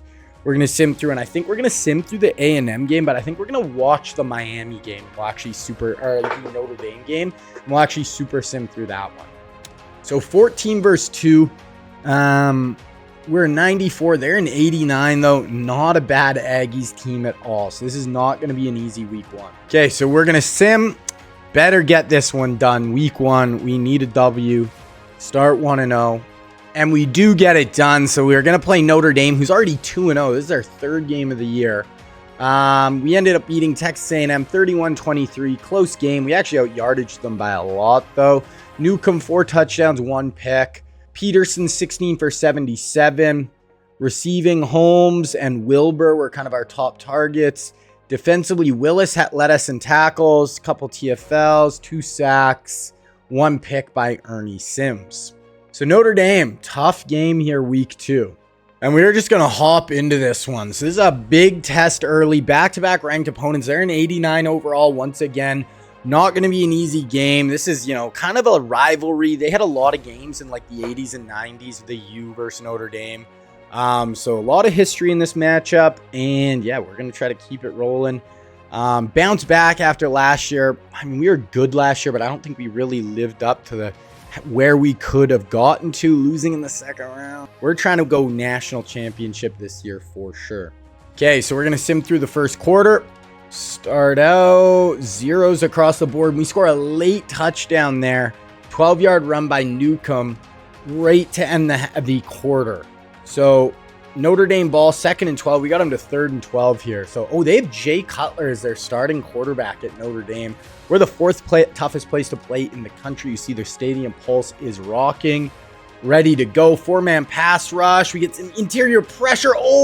Cutler throws off Dorsey, but Ernie Sims comes in and cleans it up. Sims is an absolute playmaker in the middle of the defense, and Jay goes down. So we're going to get the ball back right here. They punt, decent return. 2nd and 1, 1st and 10, 2nd and 10, 1st and 10 after a 16-yard catch to Santonio. Penalty. So we got 1st and goal from the 10. We'll watch the rest of this drive. Adrian Peterson in the backfield here. We got Santonio, Holmes, Ted Ginn Jr. A little bit more of a power element with Adrian Peterson in the backfield as opposed to Reggie. Oh my gosh, tried to run read option and Ncaa got freaking folded in half. That was nuts. Wild. Okay. 3rd and goal. Okay, we're going to watch from here still. So 3rd and goal from the 11. We're coming out in an empty set. Devin Hester in the slot at the bottom of our screen. We're going to motion him across right here. A little orbit motion. And we're going to end zone. Santonio was open, but the DB does a great job of getting that diving stop. Wow. Okay, so that's going to put it at 10-0. And then, they get a fumble. Wow, they fumble our ball inside the 10-yard line. 2nd and goal from the 7. So we are trying to take it to them right here. Wow, we could jump up to a 17-0 lead at home against a ranked opponent. Going to bring Hester across the formation again. Try to punch us in. Ncaa, AP in the block. Tries to get it out on the run, but it's actually going to turn into a sack. That was kind of ugly. So, yeah, I mean, Notre Dame's defense is kind of holding them in here. If they can hold us to, 13-0, Notre Dame will be in an all right position. Newcomb's going end zone, though. Oh, wow. What a catch by Holmes. Drug that back foot and Santonio Holmes into the end zone for the score. Nice throw by Ncaa, but an even better catch. Holmes drags that back foot. In college football, you only need 1 foot down. And you can see right there, it looked like he drug it. So there we go. 13-yard touchdown, and we do have the lead here, 17 rip. Defensively, 2nd and 7, 3rd and 1, they convert. 2nd and 6, 3rd and 2, they don't convert. They're going to punt it. 2nd and 10, 3rd and 7 from our own 12. You don't want to throw a pick here. You don't want to do anything dumb. If you need to punt, that's fine. Don't give him a super short field. Ncaa. He's got pressure and he's going down. So they've got 5 sacks already. Wow. So Ncaa has been under a ton of pressure. 5 sacks in the first half is nuts. We punt it. They got great field position here, but it's already 3rd down on our 38-yard line. So they are out of field goal range. Well, it looks like we have a super wide stance by our DNs there. Okay, now they're not as wide, but we'll see. We'll see if we can get some pressure here. This is a massive. We're going to blitz, and we get there and fumble, and we recover. Ernie Sims with the recovery. It is all Miami. The U is going off right now. Wow. Defense, offense, doing it all, and we're looking like the best team in the country right now. No doubt. Crazy. So our ball, 2nd and 10, 1st and 10 after Wilbur gets a reception, 2nd and 18. So that was another sack there. So that's their 6th sack of the first half, and they're losing 17-0. So right here, 3rd and 17. Let's see if we can make a play happen. Try to get someone down the field. Ncaa, oh my God. 7 sacks in the first half, and they're getting shut out. The D-line is doing its job. I don't know if anyone else on Notre Dame is, but the defensive line is for sure. They do have time here, 55 seconds, and boom, they hit it. 60-yard touchdown from Jay Cutler, and now all of a sudden it's a 10-point game. That is why you can't take those sacks. You got to finish those drives. And yeah, we're going to go through this quarter here. 17-7 still. Oh, 17-10. So now it's a 7-point game. Offense is not doing much. Got 1st and 10 almost at midfield. 3rd and 4. This is a big play. Start the 4th quarter. 3rd and 4. Not, obviously in scoring range here. So we got to get something going if we want to put some points on the board. Ncaa, no more sacks. Into press. Oh, that's a drop. It was good. Good hit over the middle.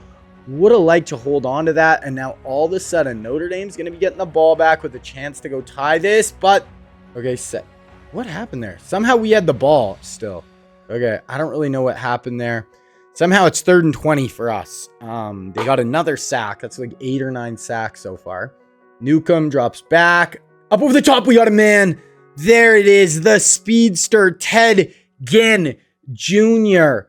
Wow, up over the top. It looked like they tried to jam him, and Ted Ginn says, no, you cannot jam me. I might be the fastest player in college football, or it's my teammate Devin Hester. And yeah, you have no shot trying to jam me at the line of scrimmage. Ncaa just puts air under it, lets him run underneath it, and nobody's within like 8 yards of him by the time he gets in the end zone. So Ted Ginn Jr., huge play. I want to see, how did we get there? That was kind of weird. Oh, I think we 4th and 4 and we went for it. Oh, we didn't punt, and they got a penalty. Oh, okay. So I thought we were just going to punt. That's why I super simmed, but we ended up going for it. Okay. So now we are back kind of in a commanding position here. 2-score lead, 8 minutes left. Notre Dame, first play, 59-yard run by Jay Cutler. Had a 59-yard run, 2nd and 8, 3rd and 8 from the 14.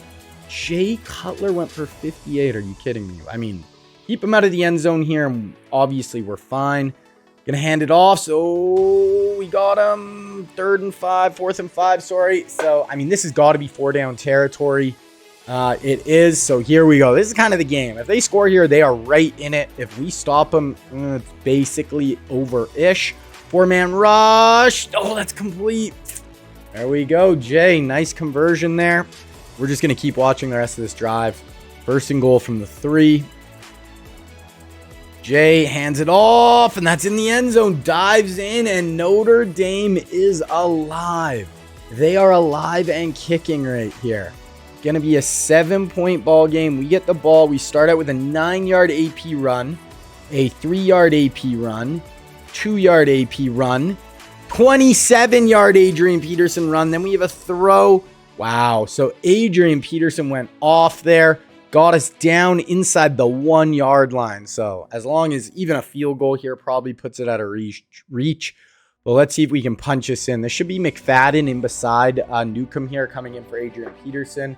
Love that we were able to pound the rock, though, get it down here. We did have some passes later, but yeah, there's Darren McFadden, gets into the end zone. So McFadden kind of taking Reggie's spot. We lose Reggie, bring in McFadden, throwing the Heisman pose up with Adrian Peterson. So wicked running back duo, and that should do it. We're going to go to the end of the game here unless something really weird happens, but they do score a late touchdown, but that is going to do it.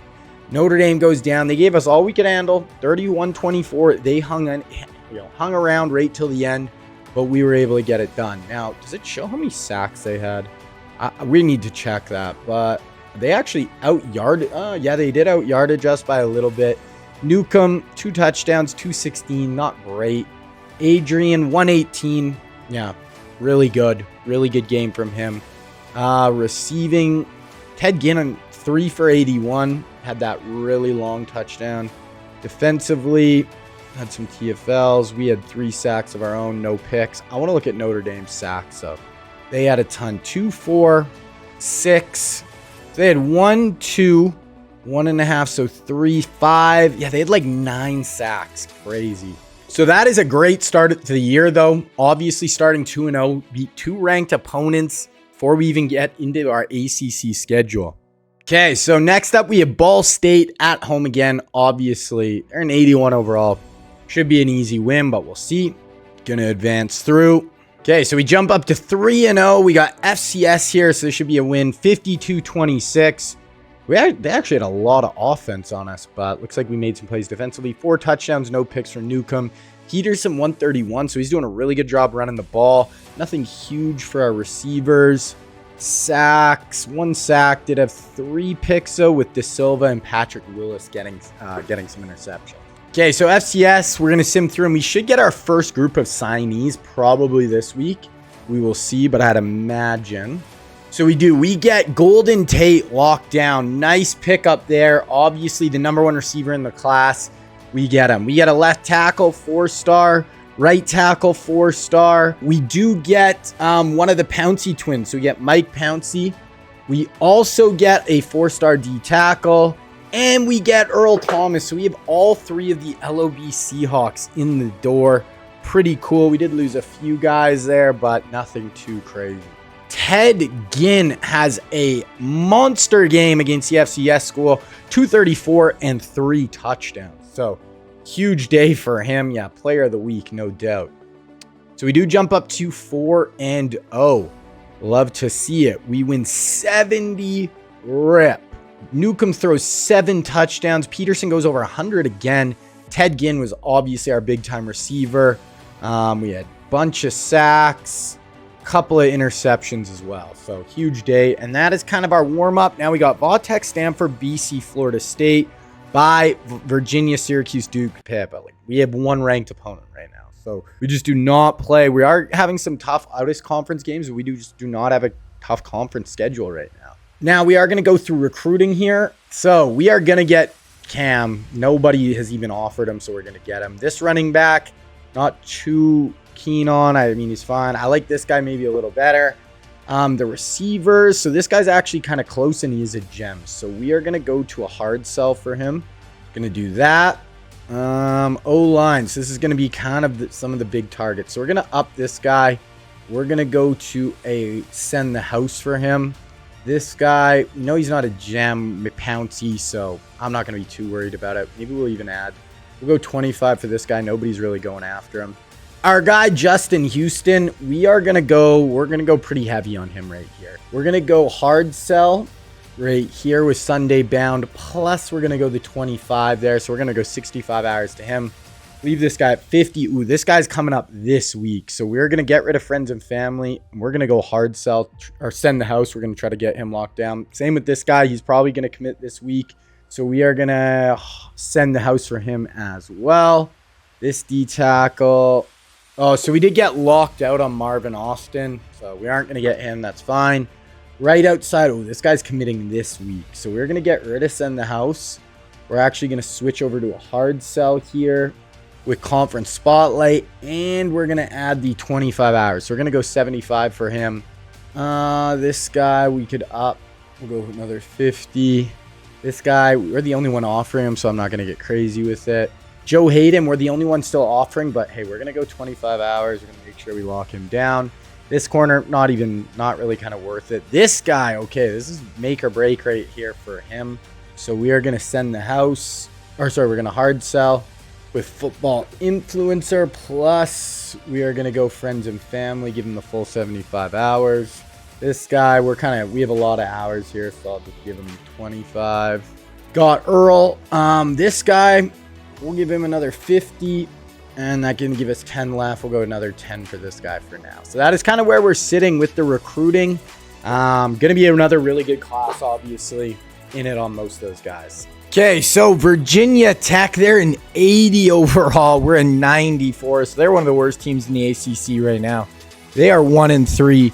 This has got to be a W. Let's see. Should have some more signings right here as well. So we get 4-star D-end, 5-star corner Joe Hayden signs up right there. Okay, so only 2 actually right there, and we did lose. So we lost a decent group of guys. So Did jump to 5-0 though. Number 1 team in the country now. 45-28 over Vautech. Pretty close in yards. Newcomb, another 4 touchdowns, no picks. AP goes for 83, 2 scores. Devin has a big day, 2 touchdowns, 165 yards. Defensively, Wusu has a big day with 3 sacks, 1 pick for De Silva. Okay, the next game though here, we have Stanford. So they're in 87, so it's actually going to be a tougher game for sure. They're also 4-1, I believe. So one of the tougher teams in the ACC. We're going to keep just simming here probably till the ACC championship game, and then we will watch that live. Okay, we get a 4-star tight end. We get 4-star guard. 5-star defensive end, Justin Houston. I like it. We kept winning. Keep the winning streak alive. Beat Stanford 52-24. We do have a ranked Boston College, then Florida State, who's unranked, but they're undefeated right now. So honestly, and then we have Virginia, not great. Syracuse ranked, Duke 3-2, and then ranked Pittsburgh. So, you know, we do actually have some somewhat difficult games coming up right here. Okay, Boston College, and this is on the road. This is a game I could definitely see us losing. 86 overall, good offense, 89. I would not be shocked if we go to 6-1 here. Okay, so we do get Cam Newton. So we got Tim Tebow and Cam Newton. We got a 5-star running back. Another 5-star defensive end. I think he was actually the number 1 overall player. We did beat BC, so still undefeated. Now we got Florida State, who's 5-1, 34-21 win, 500 yards of offense. 3 more touchdowns for Newcomb, 84 there. Basically about 120 yards each for Holmes and Hester. TFLs, couple of sacks, no pick. Florida State is coming in 5-1. It's at our place, 87 overall. You know, should win, but you never know. Okay, Florida State, let's go. Got to beat our biggest rival. I basically always lose 1 regular season game at least. So, okay, we did get that 5-star back, 4-star center, 4-star middle linebacker. We go to 8-0, so we beat Florida State. 32-19, somewhat close, pretty close yards. Another 4 touchdowns for Newcomb, no picks. Peterson 75. There's receiving. There's tackles. Only 1 TFL, 2 sacks. Okay, so we're the number 2 team in the country. I want to go let's look at the top 25, how we are sitting. Us and Wisconsin are the 2 undefeateds. They're obviously in the Big Ten. Oh, and Arizona State. I don't even see Clemson, which looked like preseason would be our biggest competition in the ACC. Heisman, I wonder if Newcomb's in the running. 3rd right now. 2 Wisconsin guys in first. Dwayne Jarrett at Maryland's having a big year. Okay, bye week, sim through that. So we got the other Pouncey twin to commit. That's going to be pretty close to our whole class, I think. Now we have Virginia here. 81 overall. But, I mean, we always lose. I think I've maybe went undefeated through a regular season like once or twice. And I always have nasty teams. So, I'm talking about all these rebuilds I've done. So, we'll see.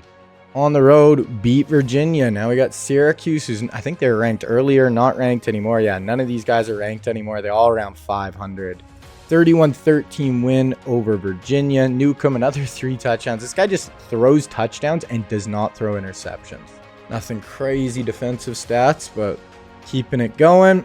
Okay, we're just going to keep rocking here. Syracuse, win again. Are we going to go undefeated? This is not going to be a good time to lose, too, because we probably drop way down in the rankings if we lose one of these last 2. 422 to 199. Under 200 yards of offense for Syracuse. Peterson, 143. I feel like Peterson's had a pretty good year. Defensively, 2 sacks Hewitt, couple of picks on the back end. 2 games left. Duke and Pitt. So Duke at home here. Only an 81. It is just such an advantage playing in the ACC over the Big Ten or the SEC. Those schedules now with like the realignment are just so difficult.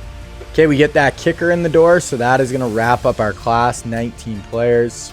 Beat Duke at home. So we have 1 game here to go undefeated through the regular season. 45-42, close game, almost identical in yards.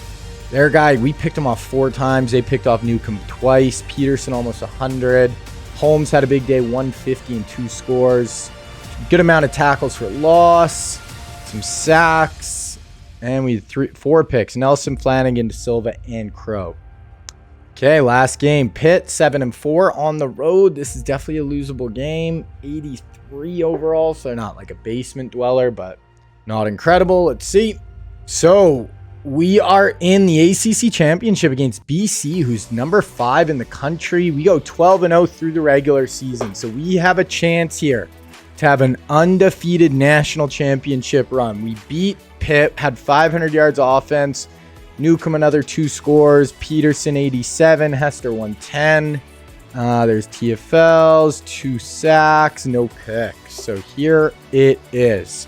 ACC Championship against Boston College. We are going to check this game out for sure. They are 10-2, 86 overall. We should beat them, obviously, but hey, you got to show up and you got to get it done. We win this, we should be the number 1 seed, obviously get a bye through the first round of the playoff, be in a really good position. Okay, we're going to sim through the first quarter. They go up 3-0. We answer back 7-3. Our ball start with a 22-yard throw, 3-yard run. Okay, and we got third and 7 here. Let's check it out. 3rd and 7, just past midfield. AP in the backfield. We got Hester in the slot at the top. Ncaa drops back. Plenty of time. You got to get rid of it. You roll right into the sack, and BC brings us down. That's a loss of 10. Not a huge. Those are not the worst sacks to take because, you know, you're still going to be able to punt it and pin them pretty far back. 2nd and 7. Okay, 3rd and 7. Let's see what our D can do now. Hopefully we can get some pressure. Okay, bunch at the bottom, 4-man rush. Yep, there it is. Okay, so 2 third downs. Each team kind of just trades sacks when we're watching. They punt, 2nd and 7, 3rd and 4. We don't convert, we punt. They get the ball back, 2nd and 2, 3rd and 2. They convert, 2nd and inches, 3rd and 8, 4th and 8. They punt, 2nd and 7. Okay, 3rd and 7 for us. Can we get something going here? Very just kind of defensive battle here so far. 7-3 lead for us. Let's go put some more points on the board. Ncaa, plenty of time. Someone's got to get open. Throws it away. Wow, so Boston College is locking up our speed on the back end. AP hasn't really got going. Okay, we start out with a sack, though, right away. 3rd and 18. That is what we like to see. Okay, let's go get a pick here. I'm calling it interception right now. Antonio Cromartie pick. I'm calling it. Oh, Cromartie just got burnt off the line. He's testing him. Wow. Oh, my God, he dropped it. Oh my goodness, that was a horrible drop. I don't think he would have scored, but that would have been like a 50-yard bomb. Instead, we get it at midfield. 3rd and 3 at the 40 here. This is where I'd probably just hand it off to Adrian Peterson, one of the best running backs in college football. Let him power ahead and just pick up the yardage here. Yeah, AP right up the middle. There we go. Right there. That is what we wanted. It's got 10 carries for 42 yards, so not a bad day so far for Peterson. Let's ride him a little bit on this drive maybe. There's a 2-yard gain. That was for McFadden. 13 yards by Ginn. Okay, 2nd and 8 from the 8-yard line. 2nd and 2 from the 8. Ncaa, that looks like McFadden in beside him. Bunch to the bottom. Lots of time. Checks it down to the tight end. Okay, well, that's a 1st down. Only 98 yards passing so far for Ncaa. Okay, we got it down. 2nd and goal from the 1. So still McFadden in here. Let's see if we can punch us in. 40 seconds left, so we're not going to leave them much time to try to answer either. If I was them, I would have been using timeouts here to try to conserve some clock. Motion the tight end across. Snap it. Play action. Oh my God. That could have been picked, and we lose 2 yards there. I don't love that play call. Let's just hand this ball off to one of our 2 big stud running backs. Still McFadden in there, no AP. That's Santonio Holmes soloed at the top.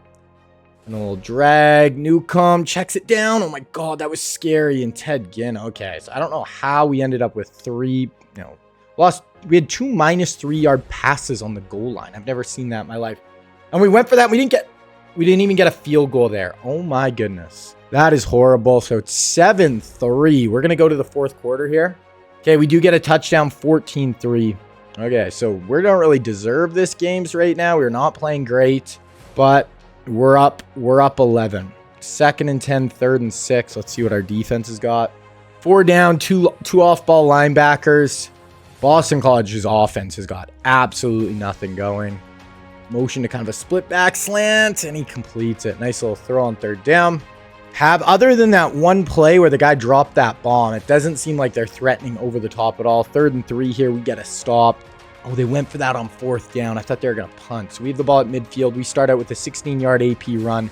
Then a big throw down to the 11. We're going to watch this drive, and if we score a touchdown here, we'll probably super sim through the rest. That'll be 21-3 in the 4th quarter, late in the 4th.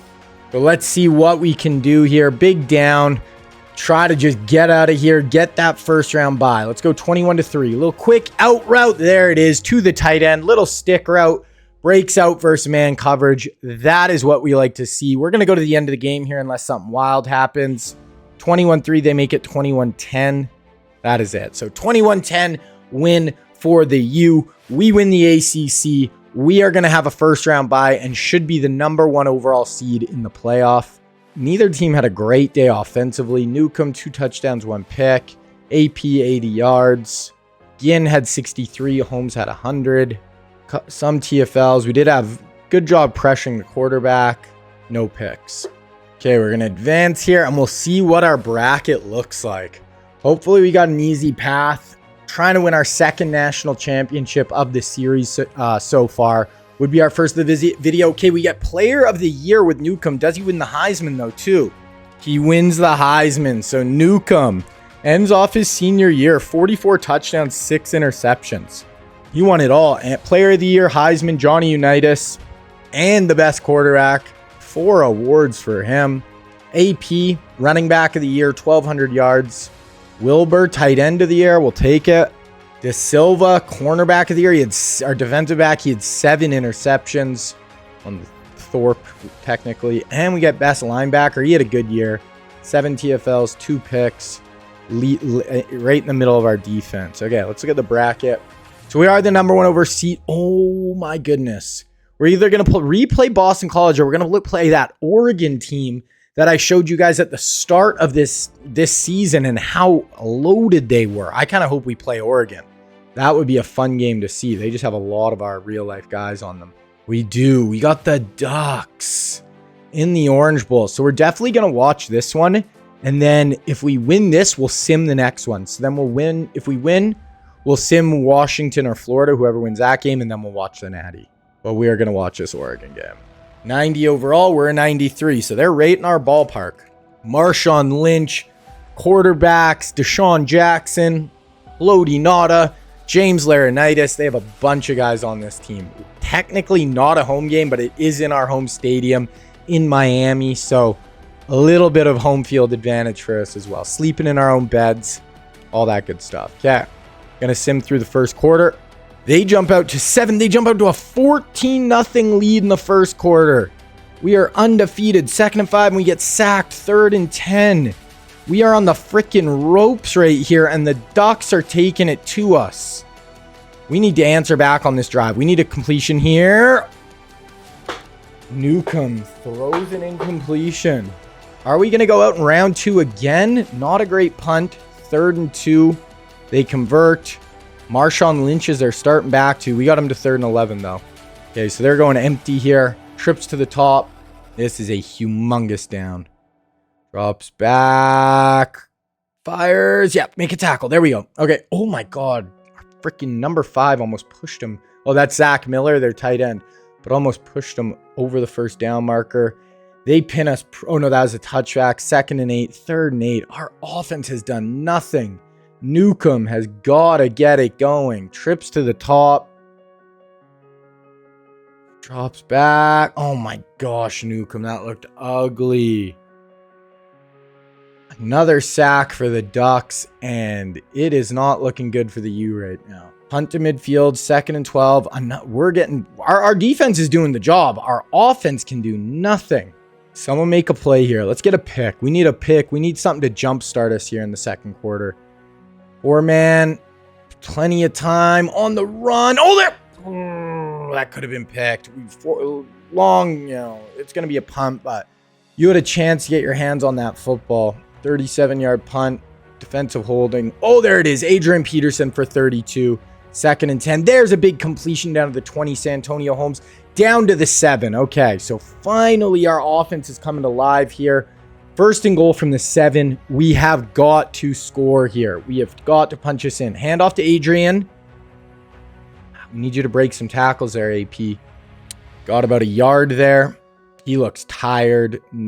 Probably shouldn't hand it off to him at this point. He's huffing and puffing beside Ncaa.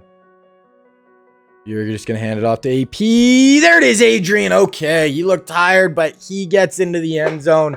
That'll hopefully wake the boys up and get them going, because that was looking scary for a second, but we cut it right down to 14-7 here. Okay, their ball, 2nd and 8, 3rd and 7. They convert, 2nd and 6, 3rd and 6 at about midfield. Huge down here. We stop them. We're going to have about a minute 15 to go try to get some points. 4-man. Checks it down underneath. Okay, so now they have a chance to go get a field goal possibly. That was to Deshaun Jackson. So we've already seen Marshawn, Deshaun, and Zach Miller. And there's another 21-yard catch to Marshawn. 2nd and 10, 3rd and 3 from the 18, 4th and 3. So that's going to be oh, they went for that on 4th down.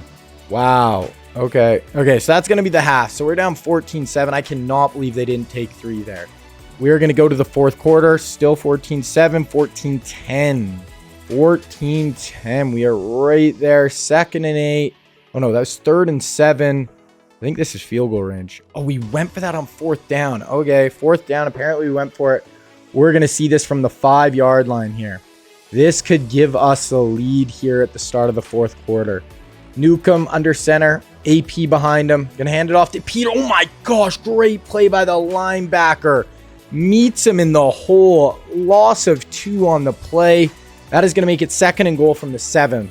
Okay, bunch to the top. Peterson still in the backfield. We're going to hand it off to Peterson. Oh, broke a tackle, breaking it, and he's in. Adrian Peterson has been a beast on the goal line. His 2nd rushing touchdown gives us our first lead of the ball game. That is huge. AP runs into his offensive lineman at the start of the play.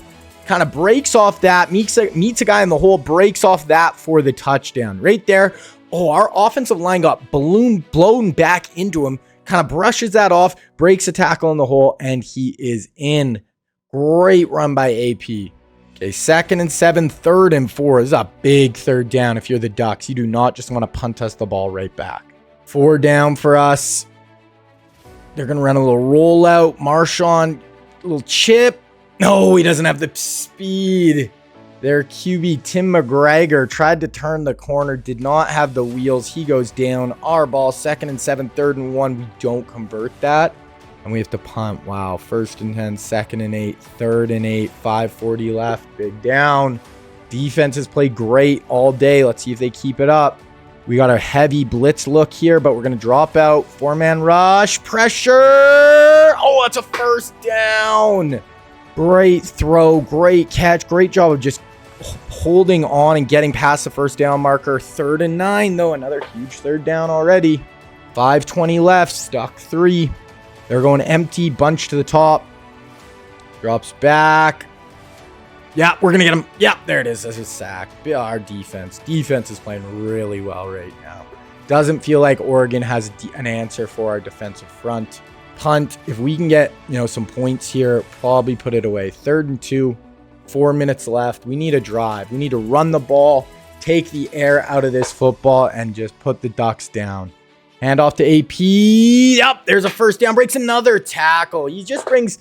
I love Bush, obviously. I thought Reggie was great for us last year. But Adrian brings that power element that kind of complements Ted Ginn and Hester's speed. Having the power runner here of Peterson to put games away like this could be the difference. He just had 2 more nice runs here. 3rd and 2. I'm handing it off to Adrian Peterson again.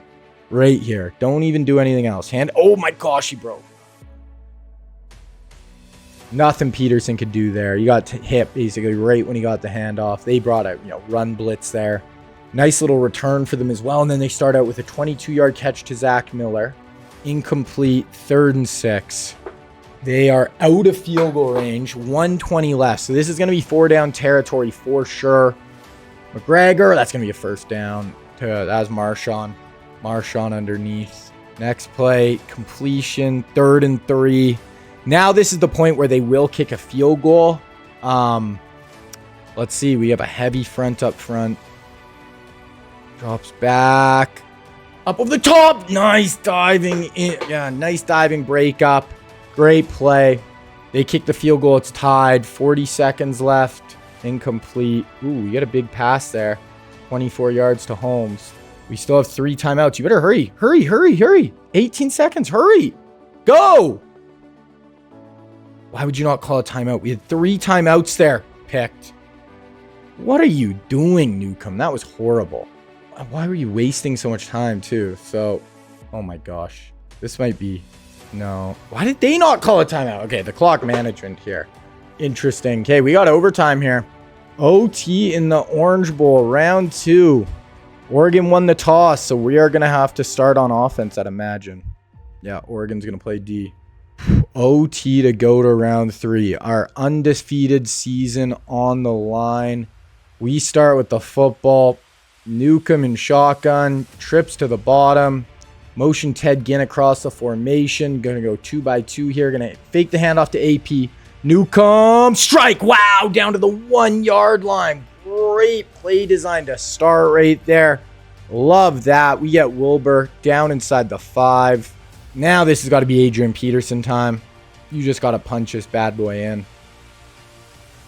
Yeah. AP. Oh, he's a little short. He's a little short. I'm going AP. I'm going AP all 4 downs here. I'm going for it on 4th down. I do not kick field goals. And that is the worst. I don't know if you can go for it on 4th now. If you were on the 1 yard line, I would. Now, if you don't punch it here, it is a decision. Quick throw back in the end zone. Oh, touchdown. Okay. So there it is. Now a ton of pressure on Oregon to answer. That's Santonio Holmes. 2nd and 6, 3rd and 2. They convert. 1st and 10. Oh, they score. Okay. Okay, now we flop. So they should be on offense first. 2nd and 7, 3rd and 5. Let's see. They'll have to kick a field goal if we stop them here. Bunch to the bottom. Oh, we got pressure, and that's going to make this a little bit harder of a field goal as well. 5 yard loss. Field goal is good. Okay, now if we score, it's over, but we're already on 3rd and 10 on the 25 here. Not a super easy kick, but should be makeable if we don't get any yardage here. No sacks. Beat the blitz. There it is. Ted Ginn down inside the 10 yard line. Gonna sim one play maybe here. Or, okay, down to the 1. Here it is. Okay, so 3rd and 1 from the 1. Oh, it was a penalty on the offense. I wanted to watch that play. The 3rd and goal from the 6. Can win it. Walk-off winner if we get in the end zone here. Ncaa. End zone. That's a touchdown. There it is. Santonio Holmes. We are going to win this one in overtime. Beat a very, very good Oregon Ducks team. That might be the best team on paper we play. Now we are going to be in round 3. We are going to sim that one. If we win, we'll watch the Natty. That is a classic game there against the Ducks. Okay, so we play University of Washington, number 4 team in the country here. What are they? So another team from the Pacific Northwest. They're in 86, so not as good on paper as Oregon, but we're going to sim through and see what happens. Do we get it done? Try to finish off this undefeated season here. We win. Okay, so win the Fiesta Bowl. That is going to put us in the national championship. Ncaa 4 touchdowns in that one. And who do we play? Notre Dame. Rematch of earlier in the year. They have Jay Cutler. They're 12-3. One of their losses is to us. Already beat them once, but that was at home. They're an 89 overall. We're 93. They're a good team. Really good quarterback. Let's see if we can wrap this undefeated 16-0 season up. Okay, so here it is. Trying to win our 2nd. So right now, what year is it? It is 2006. We won the Natty in 04. So this could be our 2nd in 3 years. Okay, we're going to go through the first quarter. Notre Dame, 7-0 lead. 1st and 15, 2nd 11, 3rd and 10 here for the Irish. Big down. They're trying to take a 2-score lead here early. Cutler and shotgun. Jay drops back. Plenty of time. We know he's got an arm. He checks it down. Lots of room to run, though, and that is a completion by Jay.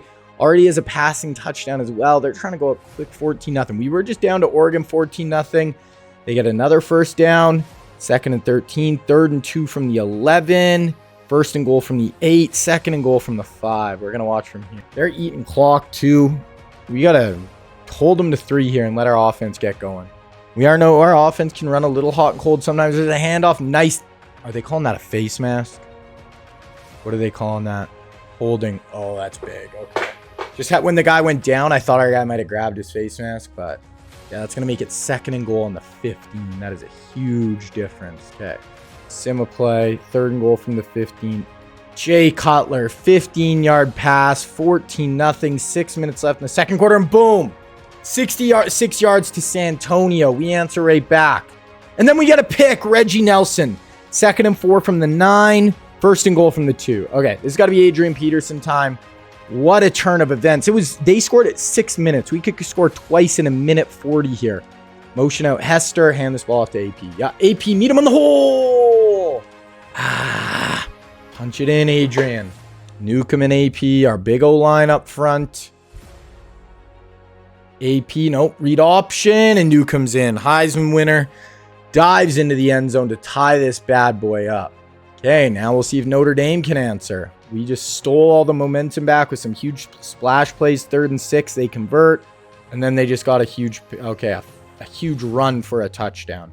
21-14, some big plays in this one. 3rd and inches, we don't convert that. Oh my gosh, they get the ball. Pass, 2nd and 7, 1st and 10, 2nd and 10, 3rd and 10.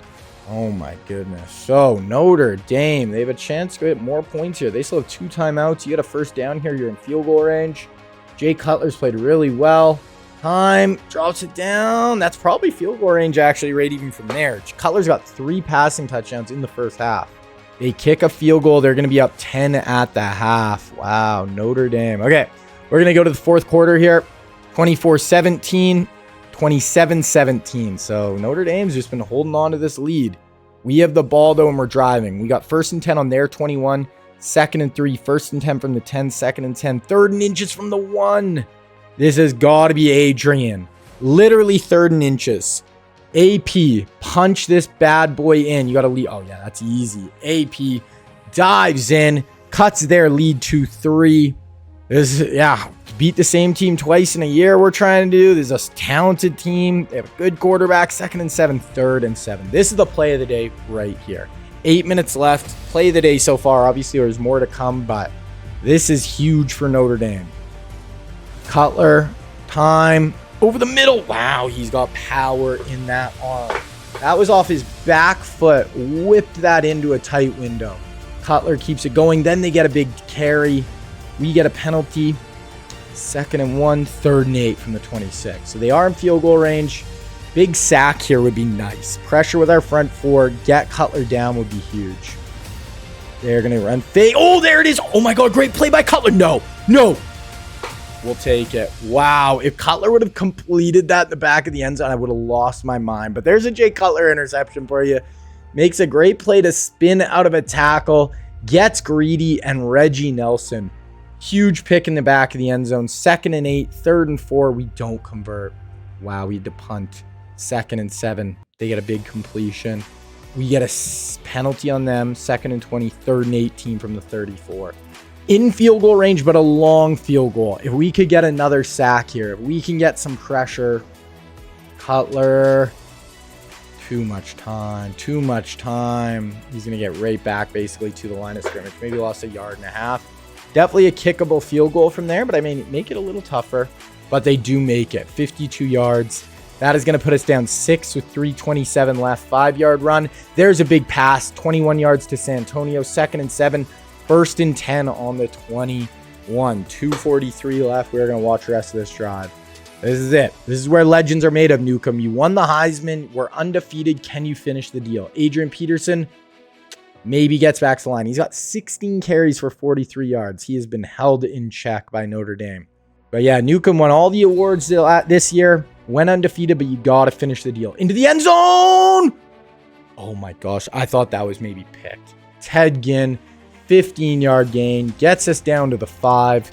2:18 left. I'm almost trying to take this to the 2-minute warning here and try to eat up some clock.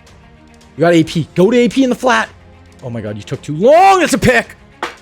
Oh my goodness. It's not over. We do have 3 timeouts, 2-minute warning. But look at Adrian Peterson here if he throws this. He waits. Look at this. Swing pass. Nobody's on Adrian.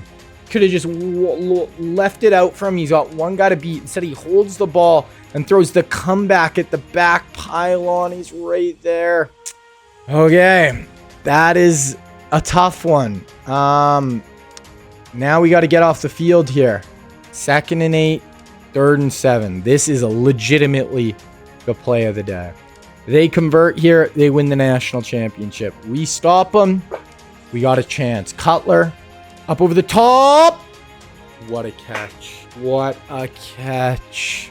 That's going to do it. We have 1 timeout left. Wow. They are going to run plays, but we only have 1 timeout. I think they could probably take a knee here. Or maybe there's enough time for us to have like a few seconds left. Next play. 3rd and 1. I mean, let's watch this. You never know, I guess. Oh, yeah, no, it's victory. Wow. Undefeated season goes up in flames. There it is. We beat them earlier in the year. We had a chance, 1st and goal from the 5, and you throw a pick. I don't even want to look at the stats. I don't even care. Damn. Tried to go 2 and 3 years, and we're cooked. Tough way to lose. Damn. Damn. Okay, gonna look at the end of the year stuff. I don't care about player of the game. So, final top 25 will be obviously the number 2 team, 15 and 1. Okay, so we know our guy Ncaa won the Heisman. It's cool. Let's look at All-Americans. AP. Somehow our guy Newcomb's not a first-team All-American. We got Glenn Dorsey. I don't see... And he's not second team, but he won the freaking Heisman? Sometimes that shit's just bizarre. Season stats. Ncaa, 51 touchdowns, 8 picks. Really good season. AP, 1,500 yards once you account for the playoffs. 16 touchdowns. All 3 of our main receivers, it was just those 3 guys, all over 1,100 yards.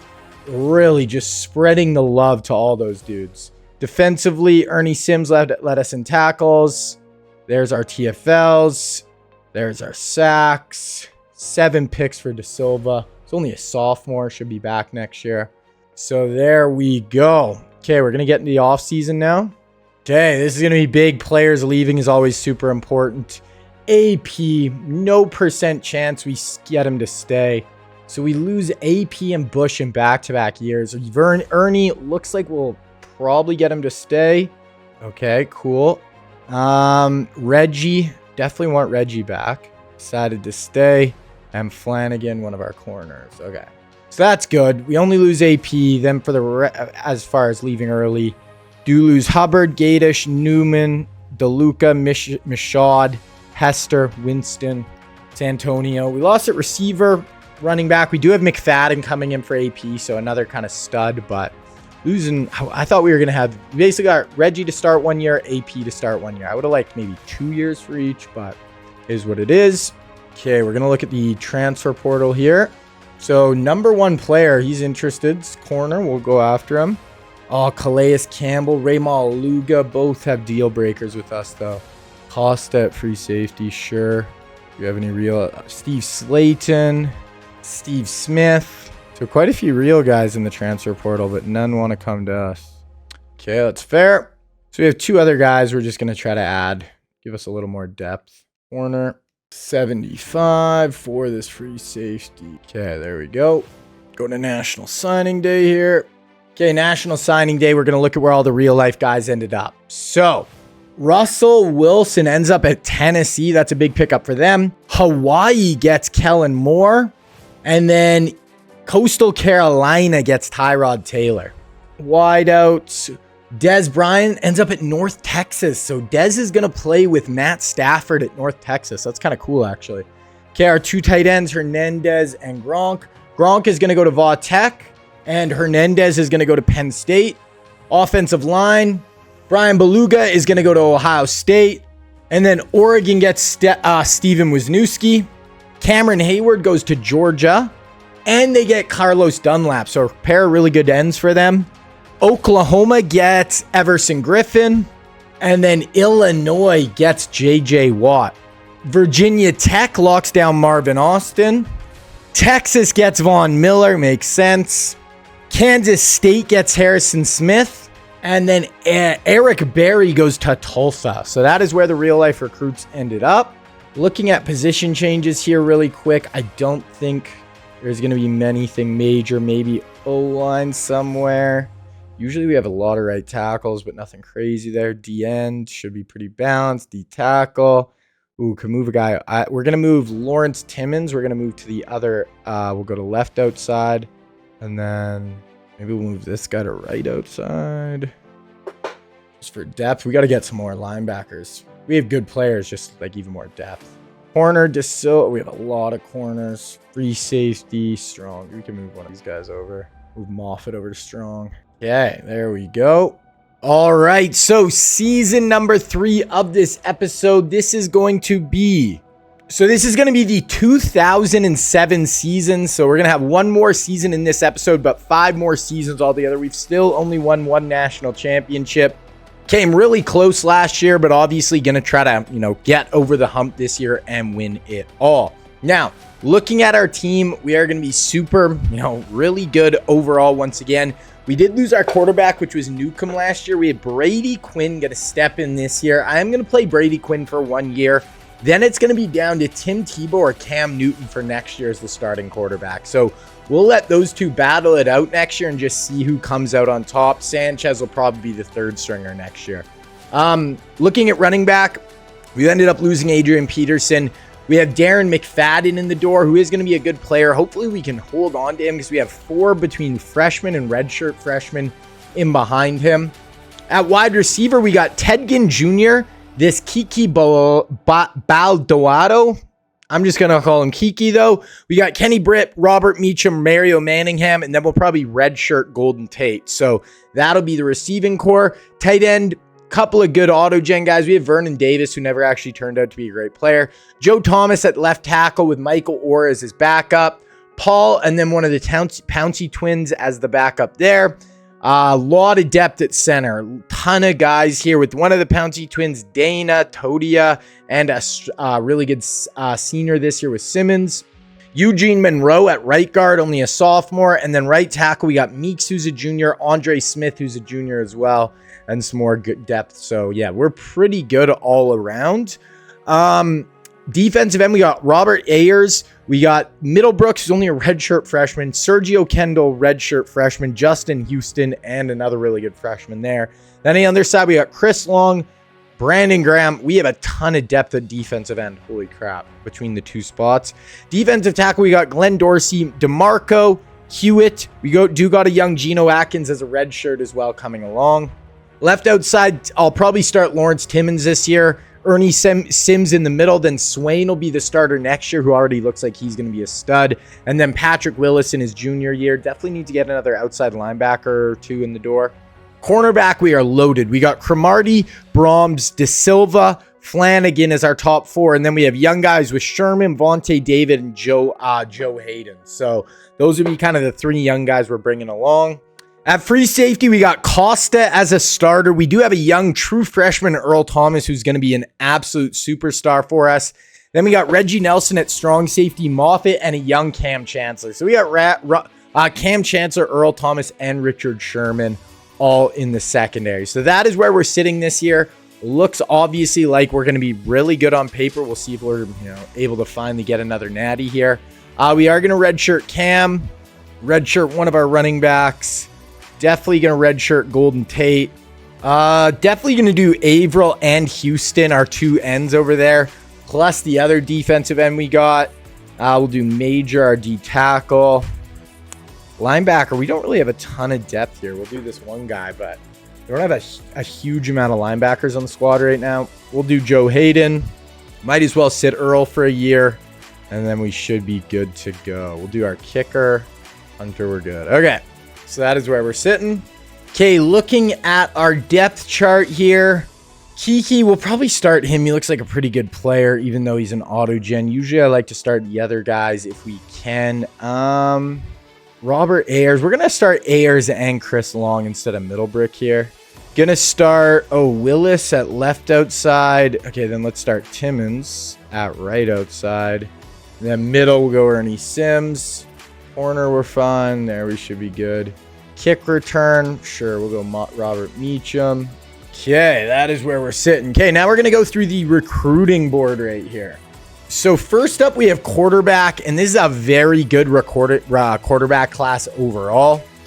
Starting right here with the number 2 player in the whole class, and that is going to be Blaine Gabbert. Now, Gabbert played at the University of Missouri. Here he's going to be a 5-star recruit. He was a first-round pick in the NFL draft. He's looking at Tennessee, Notre Dame, Ohio State, Nebraska, Oregon. Then we also have right here with Andrew Luck. Now, Luck is from Texas, but actually went and played at Stanford. Obviously, first overall pick by the Indianapolis Colts. Here he's going to be a 4-star looking at Nebraska, Ohio State, LSU, A&M, and Alabama. We have right here with Robert Griffin III. So Griffin is from Texas, ended up playing at Baylor.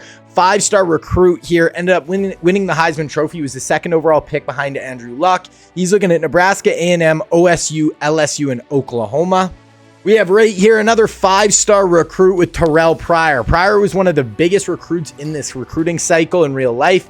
Ended up playing at Ohio State. Here he's looking at Michigan, Wisconsin, Notre Dame, Ohio State, and Purdue. And then last but not least, we have E.J. Manuel, another guy who was a 1st-round pick by the Buffalo Bills in the NFL draft, played at Florida State. Here he's going to be looking at Clemson, South Carolina, Tennessee, Auburn, and Georgia. Now, looking at the quarterbacks just for us, we got Cam Newton last year. We got Tim Tebow the year before. We're just going to kind of let the QBs rock this year. Okay, moving on to running backs. Our first running back is going to be right here with LaMichael James, 4-star back. He actually played at University of Oregon, was a maybe 3rd-round pick by the Niners in the NFL draft. He's looking at Arizona State, Washington, Clemson, Boise State, Oregon. Then we have right here with Mark Ingram. Now, Ingram played at Alabama, but he's actually from Michigan. Here he's going to be looking at University of Ohio, Liberty, Tennessee, South Carolina, and Ohio State. Now, running backs. This is actually a position we don't super need, but is a position we'll target a little bit. Just like once we lose our guy McFadden, we're going to have all auto gem players. Okay, moving on to wide receivers. First one is the number 1 wide receiver in the whole class, and that is going to be Justin Blackmon. He's from he's from Texas, played at Oklahoma State. 5-star recruit looking at A&M, OSU, TCU, Oklahoma, and Ohio State. Now, we're not on his board, but I'm actually going to add him and we will target him.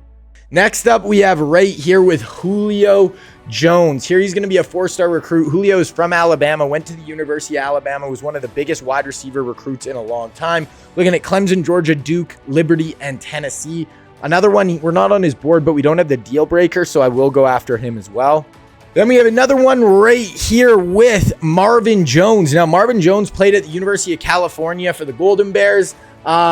Played for the Lions, Jaguars in the NFL. Here he's going to be a 5-star recruit looking at Cal, UCLA, Arizona State, USC, and Utah. Then we have another one right here with Kendall Wright. Wright is from Texas, played at Baylor with RG3, was like a 2nd-round pick by the Titans, I think, in the NFL, played with the Rams as well. Here he's looking at A&M, Washington, Notre Dame, us, and LSU. We're 4th on his board. We will add him up.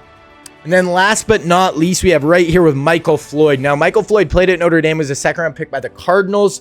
Here he's going to be a 5-star recruit looking at Oregon, Notre Dame, Tennessee, Clemson, and Ohio State. Okay, moving on to tight ends, and we have 2 tight ends in this class. The first one is right here with Travis Kelce, who's been one of the best tight ends in the NFL for a long time, playing with the Chiefs right now. He went to the University of Cincinnati. He's from Ohio. Here he's going to be a 4-star recruit looking at Wisconsin, Ohio State, Kentucky, Michigan, and Notre Dame. Then the other one is going to be right here with Kyle Rudolph. Now, Rudolph is from Ohio, also played at Notre Dame. Here he's going to be a 4-star recruit looking at Nebraska, Notre Dame, Ohio State, us, and Oregon. We are going to go after him, and you know what? I am going to go after Travis Kelce as well. We might as well have another guy who we're 3rd out of Kansas. We'll add him. Moving on to offensive line, we have 3 offensive linemen in this whole class, all at offensive tackle.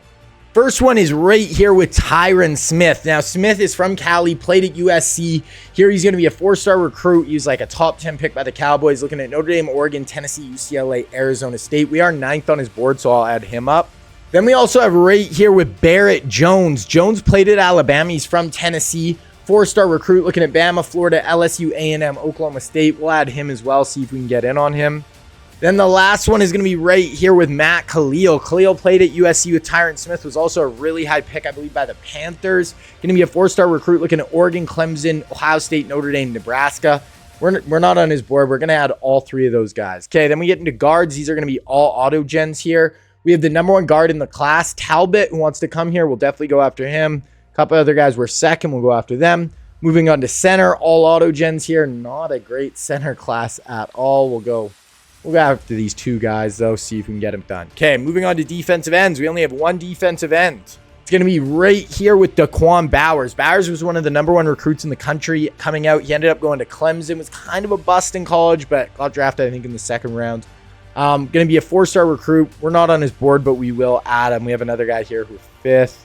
We have a ton of decent defensive ends on the team right now, so that's probably limiting, people's want to come to us. Next up, we have Marcel Darius. Darius is from Alabama, played at Alabama, was a top 10 pick by the Bills in the NFL draft. Here he's going to be a 5-star recruit. We're not on his board, but we will go after him. He's got Georgia, Clemson, Ohio State, Tennessee, and Auburn. We do have another guy, top 10 guy, we're high. We have another guy 3rd who we'll go after, and another guy 2nd. We'll go after him. Moving on to outside linebackers, we only have 1. And it is right here with Courtney Upshaw. Upshaw is from Bama, played at University of Alabama. Really good career there. Kind of an outside linebacker, pass rush type. We will add him. We need depth at linebacker. We also have a couple other guys who are decently high. We'll add all of those guys in the top 100. Middle linebacker, we have the number 1 middle linebacker in the country. All auto gens here, but he is interested. We'll add him. Moving on to cornerbacks. Now we have 2 real-life corners. First one is right here with Janoris Jenkins. Jenkins is from Florida, played at the University of Florida. Really good college career. Got drafted by the Rams in the NFL. Nice NFL career as well. 4-star recruit. We will add him up. Then the other one is going to be right here with Patrick Peterson. Peterson, also from Florida, ended up playing at LSU. Incredible there. Was a top 5 pick by the Arizona Cardinals. Looking at Florida, us, Georgia, Clemson, and Florida State. Definitely going to add him. We have another Florida corner here who are 1st. Yeah, we'll add those guys. Move on to safeties. We have 1 auto gen safety. It is going to be right here with Will Hill. Will Hill played at Florida. Here he's looking at Clemson, Georgia, Auburn, Alabama, LSU. We'll add him. We also have the number 1 player in the whole class who are 7th. We'll see if we can get in on him. Move on to strong safety. Number 2 player in the whole class. We're 8th. We'll see if we can get in on him. And then this guy's from Florida. We're 1st. We'll add him. And that gives us our full 35. Just going to scout all these guys, offer them scholarships, and then we'll get into the season. Okay, just going to look at our schedule now before we get into the year. And we start out on the road at number 9, Georgia. So we'll probably watch that game. And then we do have Clemson later in the year, who's number 19 overall. It's actually one thing we forgot to look at. So we do have maybe a bit tougher of a schedule to start. We didn't look at preseason top 25 and All-Americans. We're preseason number 1 at a 95 overall. A couple of other 90s. Bama's a 92. Clemson's a 91. So where was Georgia? What was Georgia's overall? They're a 90. So we do have some pretty tough opponents on our schedule. Just the ACC, it's not week in and a week out where you're playing super tough games.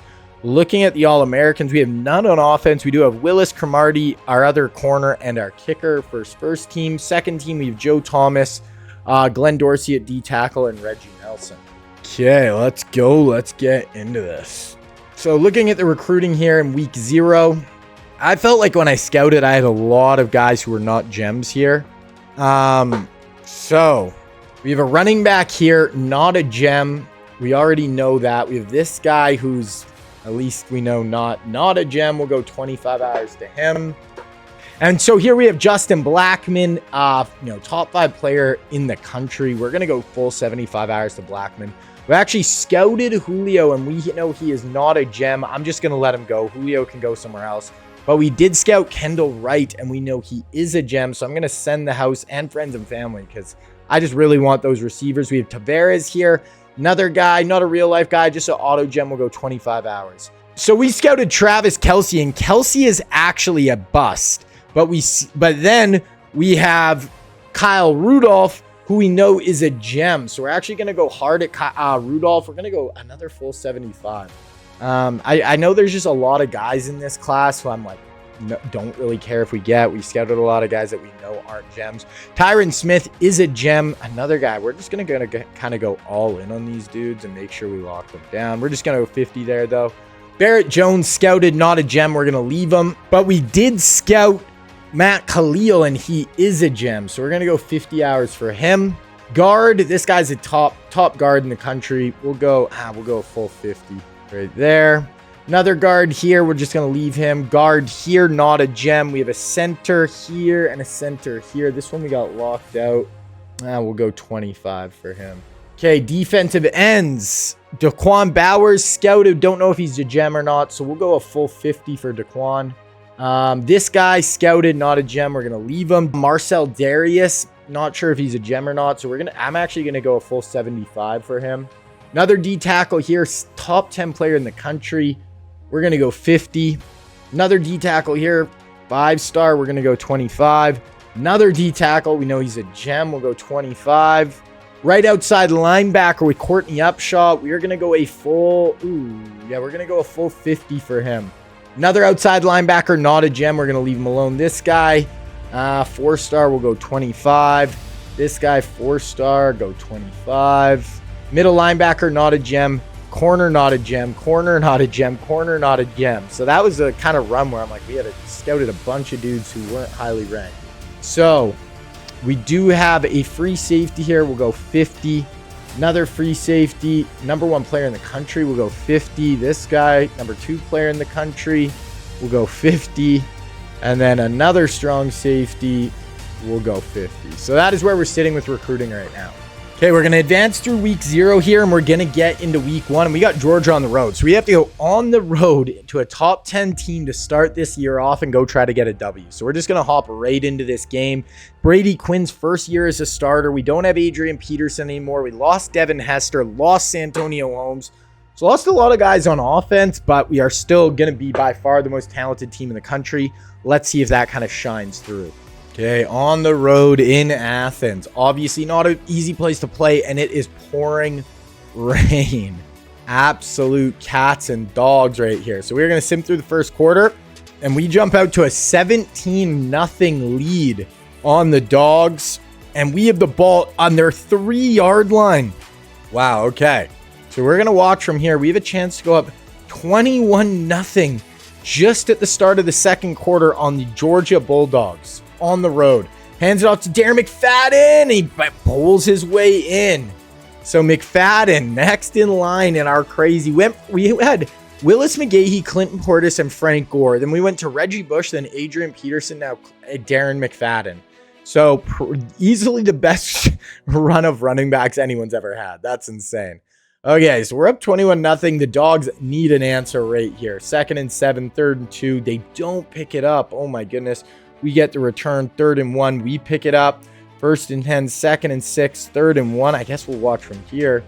See if we convert here. We're maybe even in field goal range from here, but even 1 first down, we are definitely. McFadden looks tired in behind. We are going to hand it off to McFadden. He actually probably loses a yard and a half there. He does have 81 yards on the ground. We're going to jump here. 3-yard run. Did we pick up a first? Wow, we picked up a first down, and they get a penalty. We have it on the 9-yard line. We are going to blow out Georgia. Wow, this is insane. Looks like they have double press man up at the top. McFadden, back corner. Wow, touchdown. This is a blowout. I think that's that Kiki guy. Back corner of the end zone from Brady Quinn. And this is a bloodbath. I did not mean to watch the extra point, but it is going to be 28-0 right here. We'll watch a bit of our defense on this next drive, and then we'll probably start super simming pretty quick here. I obviously did not expect this game to go like this. I thought this was going to be a really difficult game. 2nd and 8. Here's a 3rd and 3. We'll watch this. Let's see if we can get a stop. 4-down lineman for us. Let's see. Motion a guy across the formation. Drop back, 4-man rush. He's going up over the top. Oh, what did our corner do there? Our corner safety just stopped running. That was bizarre looking.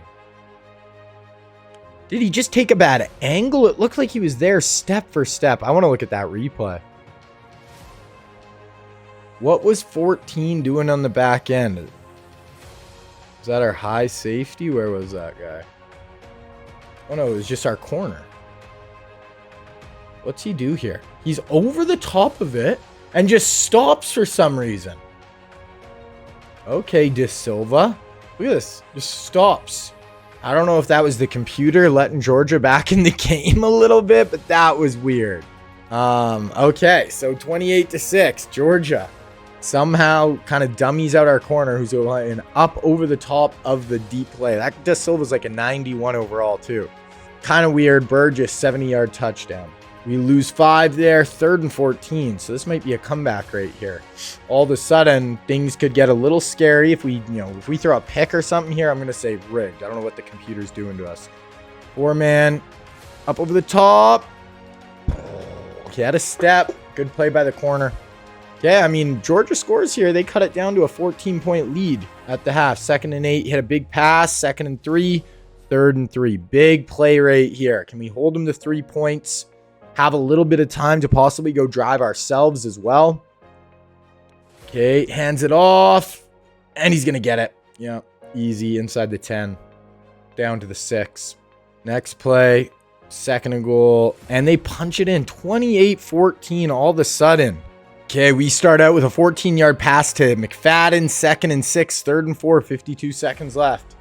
Brady, can we do something here, Mr. Quinn? Go make a play. Put us, back up. Maybe 21 here. Quinn. Time. Up over the middle. Holds on. Ted Ginn Jr. 214 and 3 touchdowns in the first half for Brady Quinn. So he's absolutely slicing. 2nd and 6. 3rd and 5. 20 seconds left. We still have a timeout. So, we have plenty of time here to kind of do whatever we want. Quinn, we got Ted Ginn in the slot here. They're bringing a nickel blitz. Oh, you got to get rid of it. On the run. Wow. Great throw. Pulls away, touchdown. What? I think that's Kenny Britt with the touchdown. What a play by Brady Quinn. Yeah, that is Kenny Britt. Gets out of the pocket on the run, throws kind of across his body, hits Kenny Britt. What a play by Brady. Absolutely nasty on the run. Beautiful. Gets hit right after he releases it, and Kenny Britt has enough speed to pull away from the defender kind of once he catches it. Okay, so great job to kind of answer the quick 14 points by Georgia there. So we have a 35-14 lead at the break. I'm going to sim to the 4th quarter, and we'll see where we're at. They come out 35-21, 42-21. So we're still that kind of 3-possession lead. Here's a long 3rd down here. Or not. Here's a 3rd and 5 right at midfield. This might even be 4-down territory maybe here for the Dogs, depending on what happens. Got a drag. No, they're going up over the top, and it's picked off. Picked off, and that's probably going to do it. That is going to put this one away.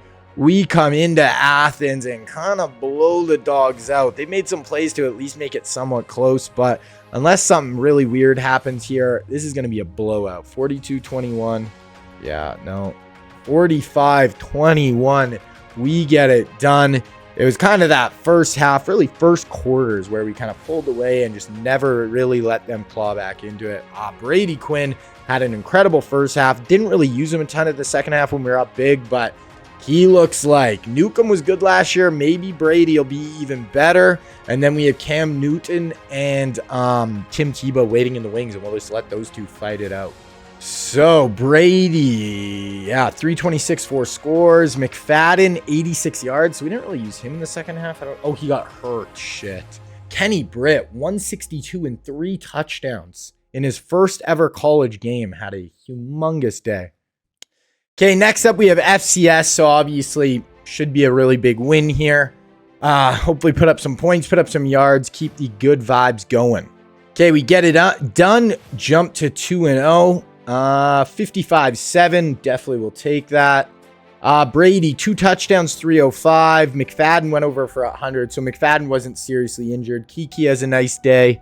Britt definitely slowed down a little bit in game 2 after the really big week 1. Tackles for loss, some sacks, INTs. Okay, so New Mexico State here, 81 overall. Let's keep it rocking. Really, if you look at our last 3 years, 2 of our last 3 years, we went 15-1. So we were undefeated. I guess 1 year we won the Natty, so we were undefeated. Lost 1 game in the regular season. Last year we lost none. So we really seem like we're starting to pick it up against these kind of weaker teams. And yeah, the year before we only lost one regular season game as well. Okay, so we get our first commitment as well, and this is going to be Tyron Smith commits. Like to see it. We also get Matt Khalil, so 2 big offensive linemen commit. Jump up to 3-0. Then we got Ncaa State here, so should be another easy W. Didn't have a huge offensive day. Brady 3 touchdowns. Brady had 85 yards. McFadden couldn't get a ton going on the ground. Defensively, TFLs, only a few sacks, only 1 pick by Ernie Sims. Okay, so Ncaa State, see how the boys do. So we do also get Justin Blackman in the door, big 5-star wide receiver, and we get Kendall Wright. So a pair of good receivers, and we get Kyle Rudolph, the tight end we really wanted. We also get Daquan Bowers, the really good D-end. Also get a 5-star safety. So really nice group there. Probably lost 1 or 2 guys. Yeah, we lost 2 guys there in recruiting. So not bad at all. Get the W, jump up to 4-0. 31-9 win. 249. We didn't have a huge offensive day again. Just kind of got by. 197. McFadden 70 yards. Nothing big receiving. I think these games they're not really forcing us to put the pedal to the metal. So we're just kind of skating by a little bit. Okay, so now we're in week 5. We're going to take a look at the recruiting again, see where we are sitting. A lot of our big-time recruits are signed already. This is a running back, not a gem. Don't really care about him. This is another running back we're going after. Only at 25 hours. We're over half our hours already spent, so I could even go another 50 for this guy. This guy, I mean, we might as well go 50. We have 470 hours here. Another tight end, just like another depth piece. We're really the only ones going after him. We'll matter another 50, though. Right guard, add another 25. We're just going to obviously get aggressive on all these guys. Now, we could do some hard sells and stuff, but for a lot of these guys, it's not even really necessary. DM, add another 10. This D-tackle, this guy I actually really want, and it's down to us and Tennessee. So I'm actually going to go full on here. We're going to do the hard sell. This is going to be his workhorse. Yeah. And then we're also going to add another DM. So that should get us over the finish line over Tennessee. This guy would be a good depth piece. We'll go 50. Definitely want to lock down this guy here. This is Courtney Upshaw, so definitely want to lock him down. Some depth linebackers here. So this guy going to be kind of actually down to the wire for him. So we're going to up to another 50 hours right there. Another depth linebacker. Linebacker is actually a position we kind of need. So we're going to give this guy the full 75 hours with a hard sell because he's in his top 3 now. There we go. Plus, we'll go 25. Plus, we'll go 10. We have 75 hours left. These guys were all busts. And we have just a bunch of secondary guys here that we can upgrade. We're going to lose this guy anyway. Oh, he's the #1 player in the country. I wasn't paying enough attention. We're probably not going to get him, but I'll try to hard sell him. We really don't need safety, but I mean, #1 player in the whole country, might as well try. And we'll go 10. And this guy, 203. Might as well give him another 25 hours and see if we get it there. And then we have some depth guys here I might try to go after later. But that is where we're kind of sitting with the recruiting class. It's going to be another really solid class. Not like the biggest impact guys, but I mean, we only have 2 5-stars so far. So we'll have to see, but we'll probably still end up with like a good 7 to 8 5-stars. But okay, we have a bye, and then we're going to get into our ACC schedule. Okay, so looking at recruiting, we get a 4-star guard in the door. Do lock down Marcel Darius. So that is a big pickup there, getting Marcel in the middle of our defense. Get another 5-star D tackle. We do get Courtney Upshaw as well, so another 5-star, 4-star safety. So I think we would have missed out on a few. Yeah, we missed on both. Missed on that #1 safety prospect, but that's fine. So we'll look at recruiting again one more time right at the end of the year, like probably around week 7, 8, just show you guys kind of the wrap up. We have Wake Forest here. Obviously should be a pretty easy win, but we'll see. Okay, gonna sim through Wake. They are 4-1, but should be able to get it done here. Get a 4-star center to commit. Another 5-star D tackle. 4-star outside linebacker. So class rounding into shape. Did we beat Wake? We did beat Wake Forest. Get it done. It's what we like to see. Win 38-21, so not a huge blowout, but 5 touchdowns, no picks, 300 yards for Brady. Had 0 run game at all. Our receivers are not putting up crazy stats like they have been the last few years. 3 sacks for DeMarco. Ernie Sims gets another pick in the middle of our defense. So we got UNC, Cal, Tech, Florida State, NC State, Clemson is looking like where that's really going to be. Even though, I mean, yeah, Florida State, NC State, Clemson is probably going to be kind of where the schedule gets a little tougher. But I mean, UNC 4-2. That's not nothing. 81 isn't great, but looking at recruiting here, almost wrapped up. Depth pieces and stuff. We have 6 5-stars right now, so I don't think it's going to be quite as big, juicy of a class as we've had in previous years. Still have a tight end. Still have another guard we're going after. Middle linebacker 5-star, might get him. And we have another tight end and a quarterback. So some more depth guys down at the end. But once again, I'm not worried about getting 25, 30 guys in a class. Get those elite players. Usually I'm cutting 10, 15 more guys every year. So I'm not too worried about depth.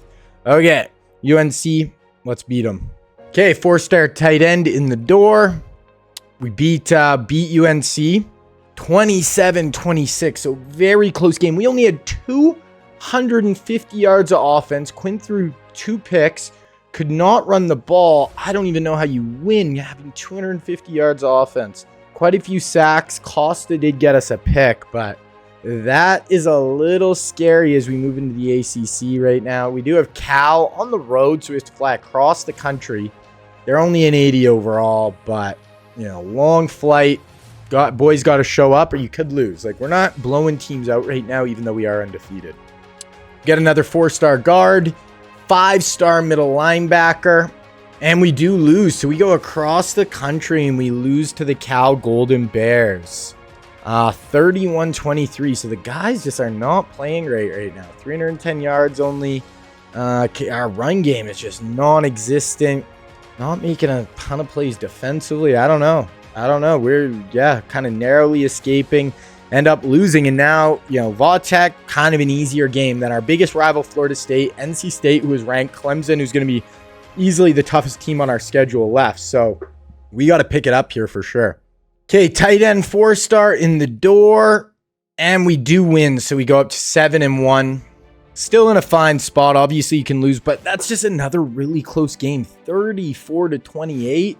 6-point ball game. Brady, 2 touchdown, 1 pick. Our run game, we cannot run the football at all. McFadden's a good back, and we cannot get it going. Only 1 sack. I don't know. I'm not loving how we're playing right now. On the road at Florida State, our biggest rival. They're 4-4, but I mean, throw out the record books when these two play. It's like the Iron Bowl, and they're an 88 overall. So this is one of the toughest teams on paper we're going to see, the rest of the year too. Now we are just going to sim through this. We're going to keep simming until we get to the ACC championship. If we make it, probably, have to win out. Okay, we win against Florida State. Let's see if we were actually able to beat a 2-point win. Offense did show up better, 465, but 4 touchdowns, almost 400 yards for Quinn. 9 carries for 19 yards for Darren McFadden. He has got absolutely nothing going. Finally getting some guys in the 100 yards receiving area. They actually put up quite a few yards on us as well.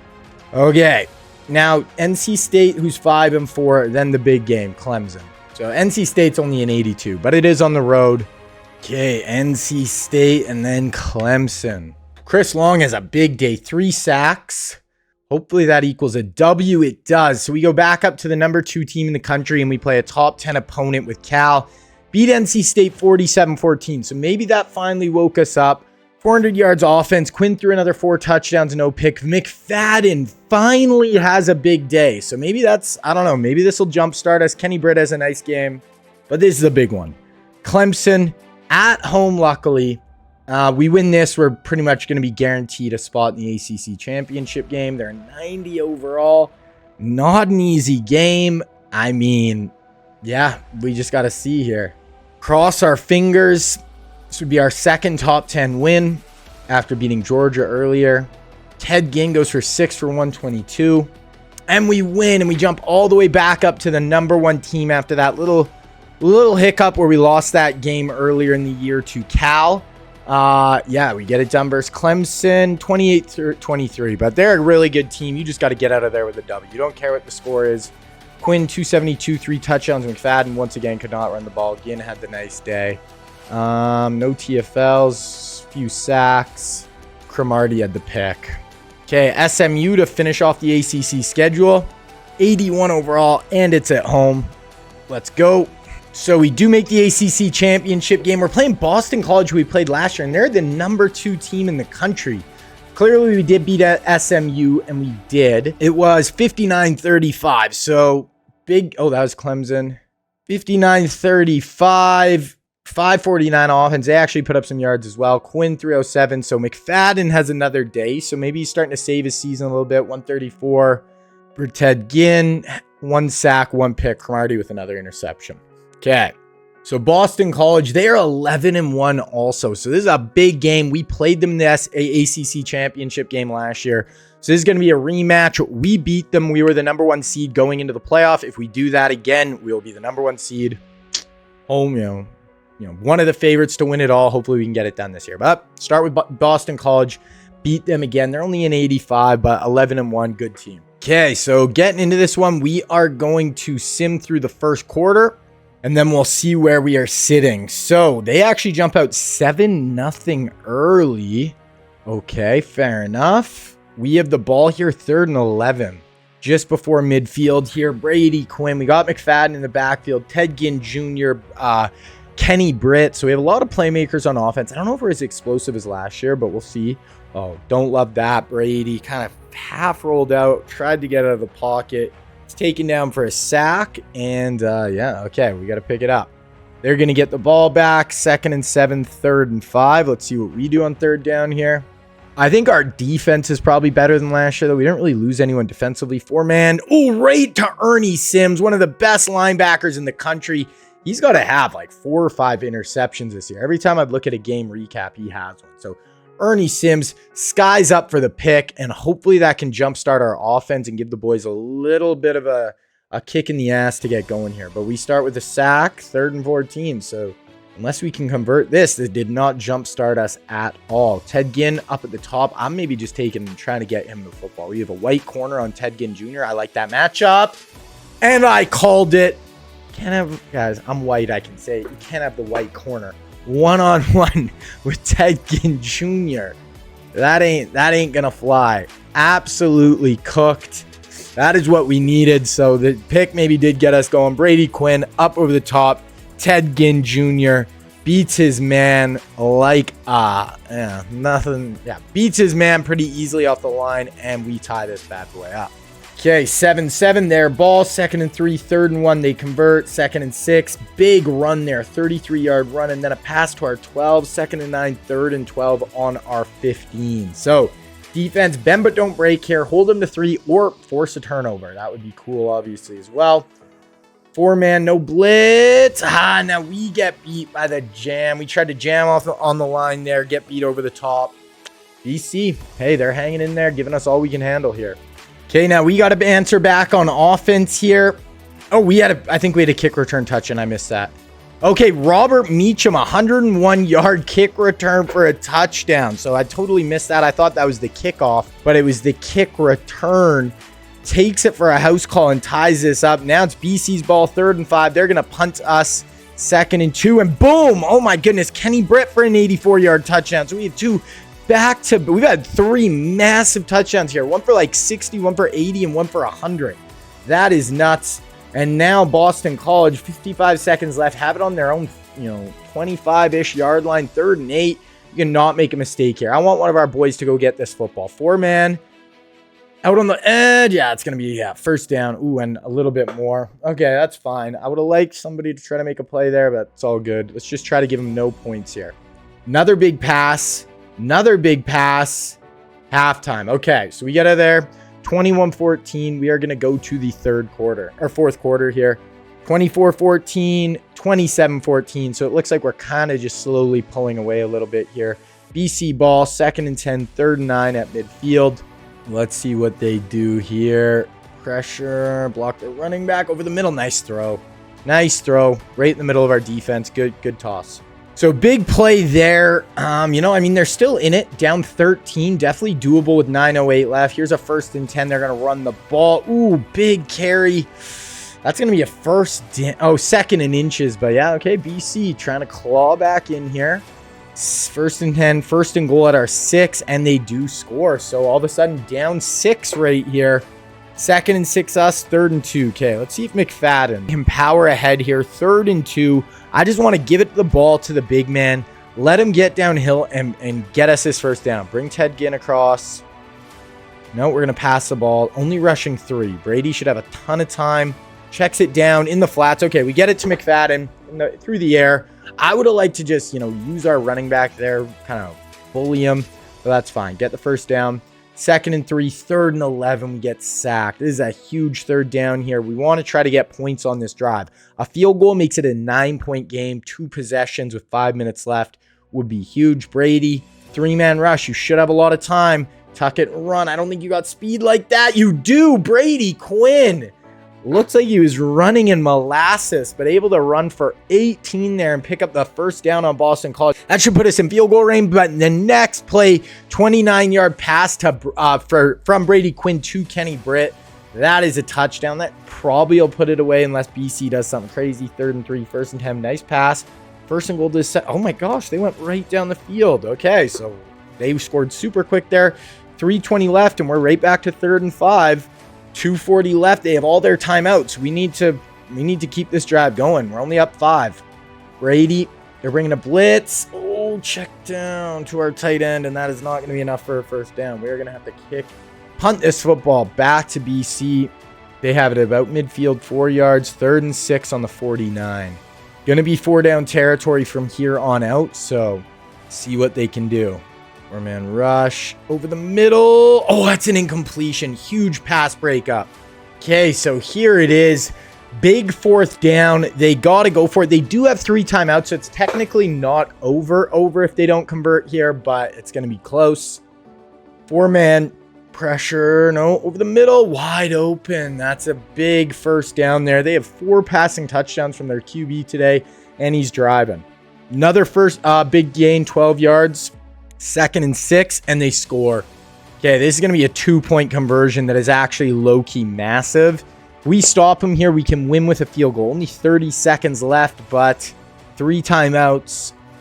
They're going to hand it off. Get in there. Wow, 2-point is good. Oh, man, okay. So, wow, this would be a tough one to lose. 2nd and 10, 3rd and 10 with 4 seconds left, so we took a bunch of time. Gonna have to be a Hail Mary, which they don't actually usually run Hail Mary in this time, like point in time. So we'll see. Okay, you gotta pitch it back or something. That's actually a really good play if you would have been closer and had a bit more time. But there we go. Okay, so we end up losing to Boston College. Don't win the ACC. They out-yardaged us by 70 yards. 5 touchdown passes for their QB. Quinn had 3. McFadden, no run game. That has been our Achilles heel on offense. We have not been able to run the ball this year at all. So now we aren't going to get a bye for the playoff. We're going to have to play in round 1. Probably get a home game, I'd imagine. But, yeah, makes the path a lot more difficult. Kenny had a big day. Yeah, we're the number 3 seed. So we'll definitely get a bye, or not a bye, but a home game. Let's see the bracket here. So who do we play? DeLuca at TCU wins the Heisman. We play Middle Tennessee, so we get the non-Power 5 team here. What is their overall? I mean, I imagine it's in the 80, low 80s, 81. You don't want to get ahead of yourself, but should be a big W.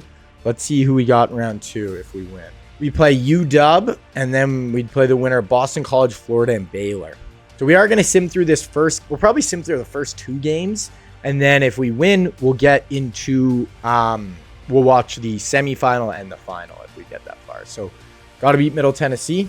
Ted Ginn, player of the week. That should be a W. We lost. We lost to Middle Tennessee State. Or just Middle Tennessee, 45-38. We out-yardaged them by a decent amount. This just did not feel like our year. Brady threw 3 picks. Could not run the ball again. Oh my goodness. I'm shocked. Wow. So we go 11-3 L in round 1. That is crazy. So we have 1 year left in this episode. We do have 5 years left in the sim, but I am just shocked that we went down here. Okay, we're going to go to the end of the year, look at our stats, but that is just an awful year for us. So that is just a hard L to hold. Auburn ends up winning it all. We fall to number 7.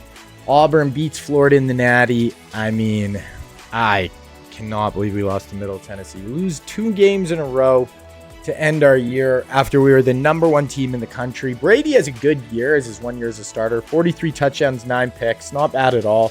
174 rating. McFadden didn't even break 1,000 yards, averaged 64 a game.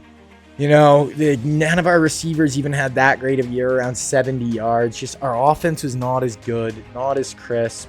Ernie Sims had a nice year. Chris Long, 9 sacks.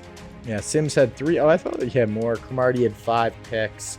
But overall, just a disappointing year. But I'm excited for next year. I think next year is going to be big. We're going to either have Cam Newton or Tim Tebow. They're going to be battling it out to see who our starter is.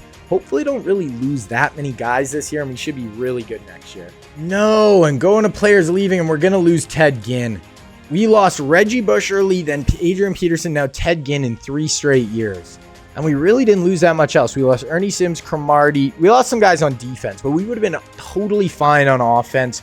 Would have been in a great spot. Basically lost our left tackle and our QB, but Ted Ginn, our most explosive playmaker, does leave. Have like Kenny Britt, Robert Meacham. We have some good players. Maybe not that superstar, but we'll be fine. I'm glad McFadden didn't leave early. We didn't lose running back 3 years in a row. Okay, looking at the transfer portal, we do have a tight end. He's a number 5 overall player in the portal. Jonathan Stewart would have been cool. Emmanuel Owusu. We don't really need the end, honestly. Honestly, wide receiver, if there's a big impact wideout, I maybe would have went for them, but it doesn't really look like.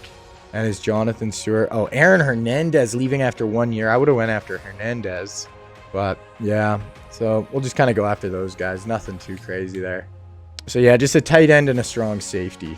Okay, let's advance to National Signing Day. Okay, we did get the tight end and strong safety. So we finished with the number 1 only overall class, only 7 5-stars. Oregon has another big year. Oregon's just doing a great job in the recruiting trail. Let's go through these real life recruits and see where they all ended up. So QBs, starting off with Blaine Gabbert. He goes to Nebraska. Nice pickup for them. Robert Griffin III goes to North Texas. So they have Matthew Stafford right now. They're going to get Robert Griffin. I think they got Des Bryant last year. So North Texas, they must have a really good coach. Andrew Luck also goes to Nebraska. So him and Blaine Gabbert are going to be fighting it out there. Wisconsin gets Terrell Pryor. And then South Carolina gets E.J. Manuel.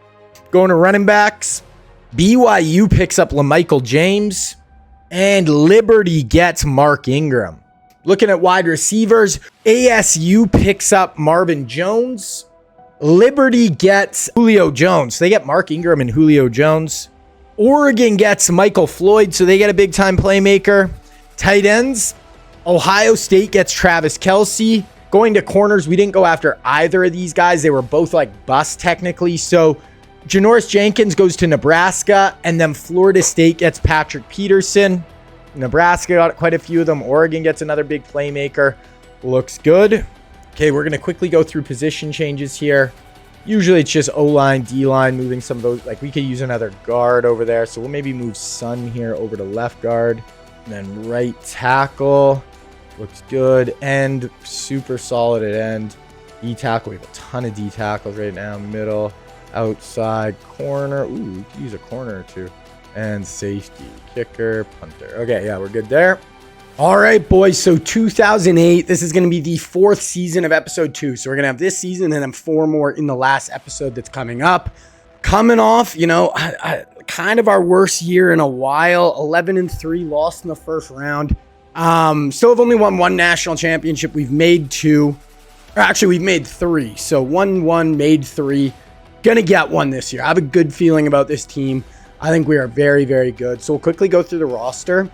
So we see Darren McFadden's at 98 overall. So he's just going to be straight up one of the best players in the country. We got Sanchez at an 87, Cam Newton 86, Tim Tebow 85. I think I'm going to start Cam Newton this year. Just let him start as a redshirt freshman and let him walk. We got Darren McFadden, senior running back, one of the best players in the country. Good depth behind him. Wide out, we got Kenny Britt, that Kiki Bellotto guy who started for us last year. Golden Tate, Manningham, Justin Blackman coming in as a freshman along with Kendall Wright. Tight end, a lot of auto-gen guys, but a young Kyle Rudolph who we're going to be bringing along. But 289 tight ends. We got Michael Orr as a junior. Eugene Monroe at guard. Kind of two centers here that we can kind of pick from, plus Pouncey and below him. Good 388 guards and a couple of 91, 90 tackles. And we got Tyron Smith and Matt Khalil coming along as well. The end, we got Robert Ayers as one of our defensive ends, 92 overall. Brandon Graham, 92 on the other side, along with Chris Long. Glenn Dorsey in the middle with two other 90-plus defensive tackles. Lawrence Timmons is one of our outside linebackers. Swaim in the middle. Then Patrick Willis, we will be starting as one of our other outside backers.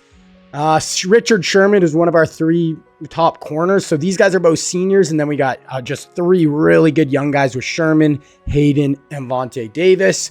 I'm going to start Earl Thomas as one of our safeties this year. And then the other one, it'll be this Moffitt guy for 1 year. And then we'll have Cam Chancellor coming along. Good kicker, decent punter. So other than Cam being young, I don't think there's any reason that we can't, go on and win this whole thing right here.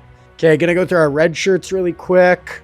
Ooh, we only have 6 wide receivers. So we'll sit Kendall Wright, though, for a year. We'll sit Kyle Rudolph. Do our center. We're going to do Tyron and Matt Khalil by a year with both of them. Do Daquan Bowers. Definitely Marsa. We have 3 really good young D tackles in that last class. Linebacker. We'll do the one Rot. And Courtney Upshaw will sit. Will Hill. Okay, there we go. Okay, yeah, so we are going to start Cam. Want to make sure, we want Willis to start. Or Willis is starting at right out. That's fine, I guess. We just won't have Lawrence Timmons start. Sherman. Want to start Earl. All right, so that's what our depth chart is looking like. Going to look at preseason top 25. So we're coming in as the number 4 team, but we're 95 overall. Michigan's a 90. Clemson's a 90. Oregon's a 90. So we're by far the best team. We got to get it done this year. Actually, let's look at preseason All-Americans as well. We got McFadden, Glenn Dorsey, and one of our corners on first team. Second team, Eugene Monroe, one of our guards, one of our D tackles, our middle, and then 3 more guys in our safety or in our secondary. Okay, let's go look at the real life recruiting class and set up our board here. So we do have 2 real-life quarterbacks in this class. The first one is going to be right here with A.J. McCarron. McCarron played at Alabama, kind of a backup in the NFL for a long time, started at Bama. Here he's going to be a 5-star, looking at Bama, A&M, Georgia, Ohio State, and LSU. And then the other one is going to be right here with Derek Carr. Now, Carr played at Fresno State, was a second-round pick by the Raiders. Here he's going to be looking at TCU, Baylor, North Texas, Texas A&M, and LSU. As far as QBs who maybe we'll go after this guy. We're 10th on his board, but could be a good depth piece. Running back. We have 2 real-life backs in this class. First one is right here with Eddie Lacy. Now, Lacy played at Alabama. A big bowling ball, powerful running back. Played with the Packers in the NFL. And here he's going to be a 4-star back looking at Ole Miss, Ohio State, Auburn, LSU, and Oregon. Then the other back is going to be right here with Trent Richardson. We're actually going to add Richardson. We're 3rd on his board. He went to Alabama in real life, but he is from Florida. Here he's going to be a 4-star back looking at Clemson, Auburn, us, Alabama, and Florida. The rest, well, maybe I go after this guy. So that's 1 back or 2 backs we're going after. Moving on to wide receiver, we got 3 real life ones. First one right here with Alshon Jeffrey. Now, Jeffrey played at South Carolina, big kind of outside target, got drafted by the Bears. Going to be a 4-star recruit looking at Clemson, Tennessee, Georgia, Middle Tennessee, and Ohio State. We have right here with Tavon Austin. I'm going to go after Austin even though we're not on his board. Here he's going to be a 4-star recruit. Obviously, Tavon played at West Virginia. One of the most legendary college mixtapes and careers ever. Was a top 10 pick by the Rams. He's looking at Wisconsin, Michigan, Ohio State, Maryland, Penn State, but we are going to go after him. And then the other one is going to be right here with Josh Gordon. Gordon's from Texas, played at Baylor.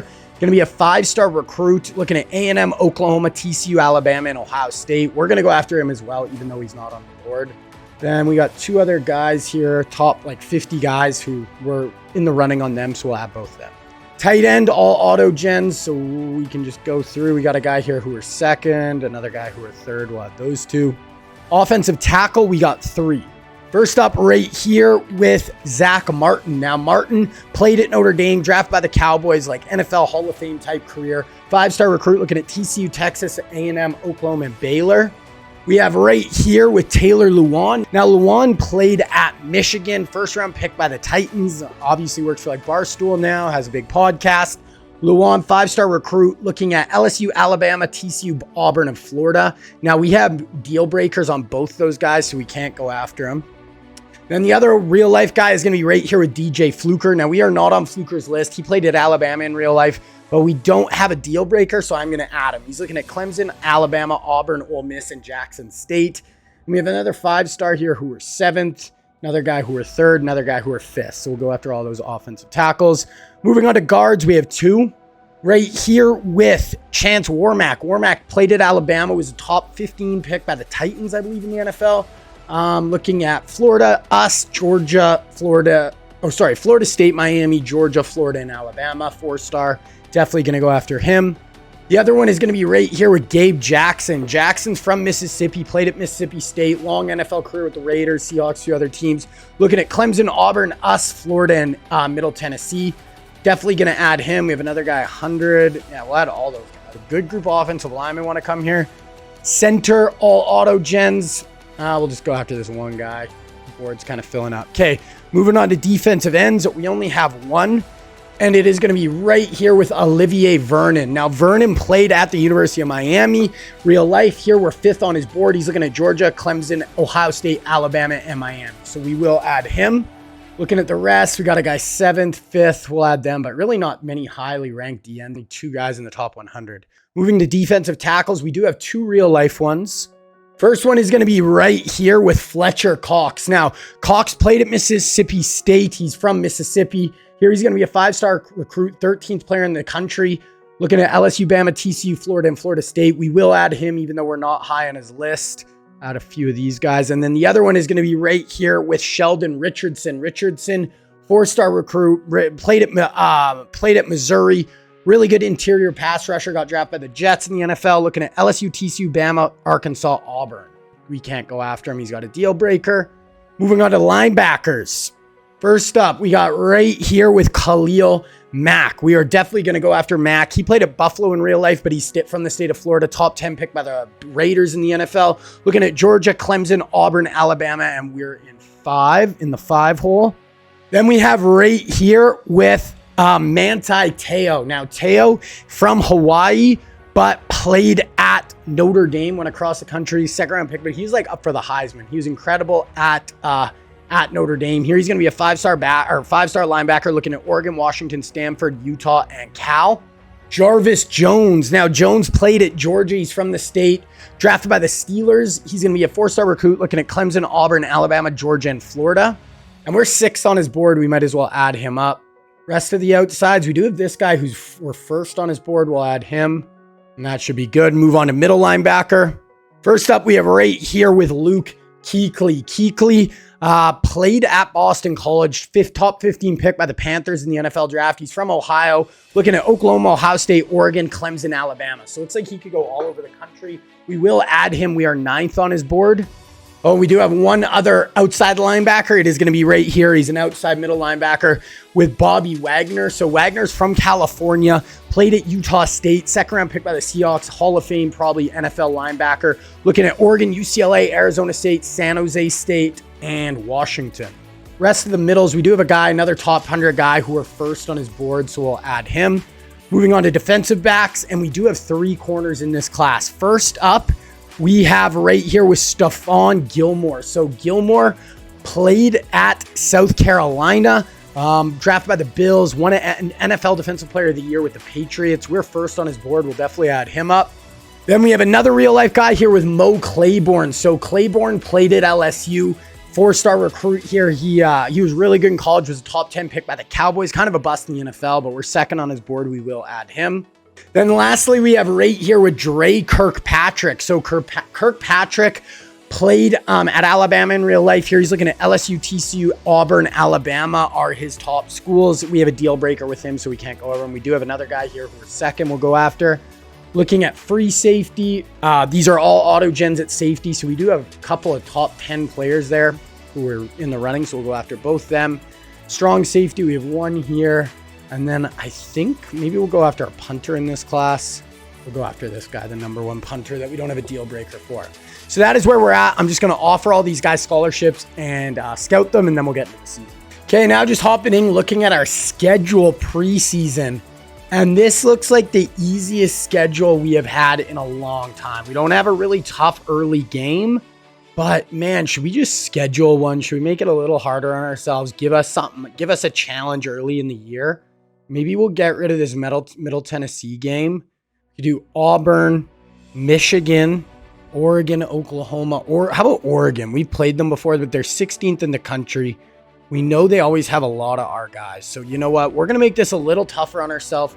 We're going to go Oregon at home, week number 2 of the season. So we get a warm-up game with FCS, you know, because we don't even have really any. We don't play Clemson still. We don't really have any tough games easy. So we are going to do that, make it a little more difficult. We look at Heisman hopefuls preseason, and Darren McFadden's coming in as the number 1. Okay, so quickly going to go through the recruiting here.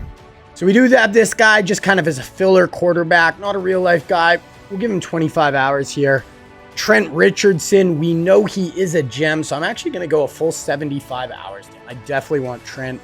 Another back here, just a filler guy, so we'll go 25 hours.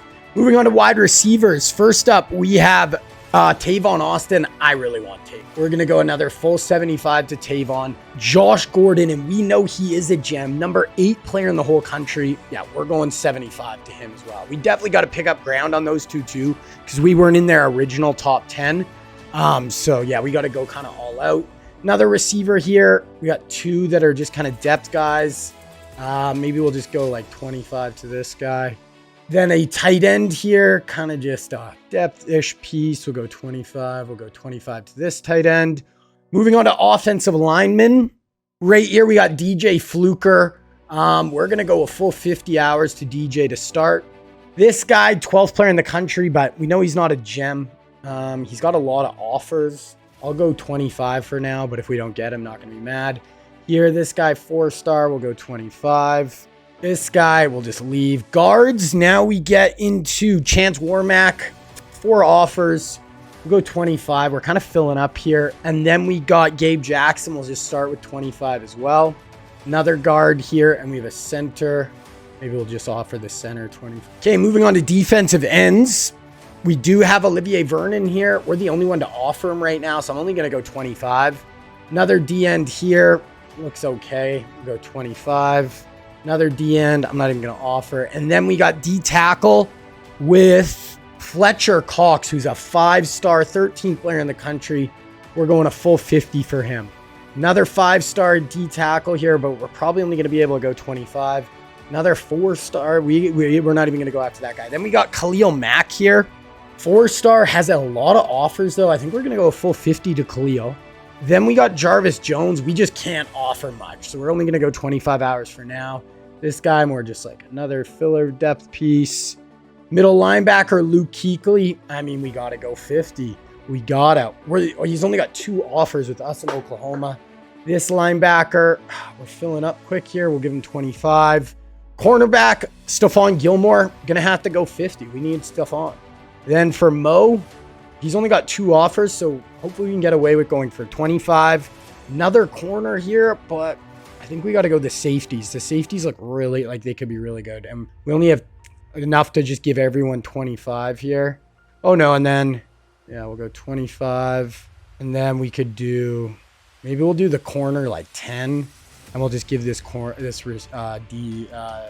give the punter 10, and then we'll give this corner like 5. So that's where we're sitting with recruiting. We'll look at that again around week 5. Okay, so we do have FCS to start. Obviously, we should be a good warm-up game. Cam Newton, first game as the starting quarterback at the U as a redshirt freshman. We're going to advance through. He's got playmakers. He's got it all set up. We have a ton of players on defense. This needs to be a natty year. This has to be. We do start 1-0, and we have Oregon. So we went and booked someone tough. 52-17.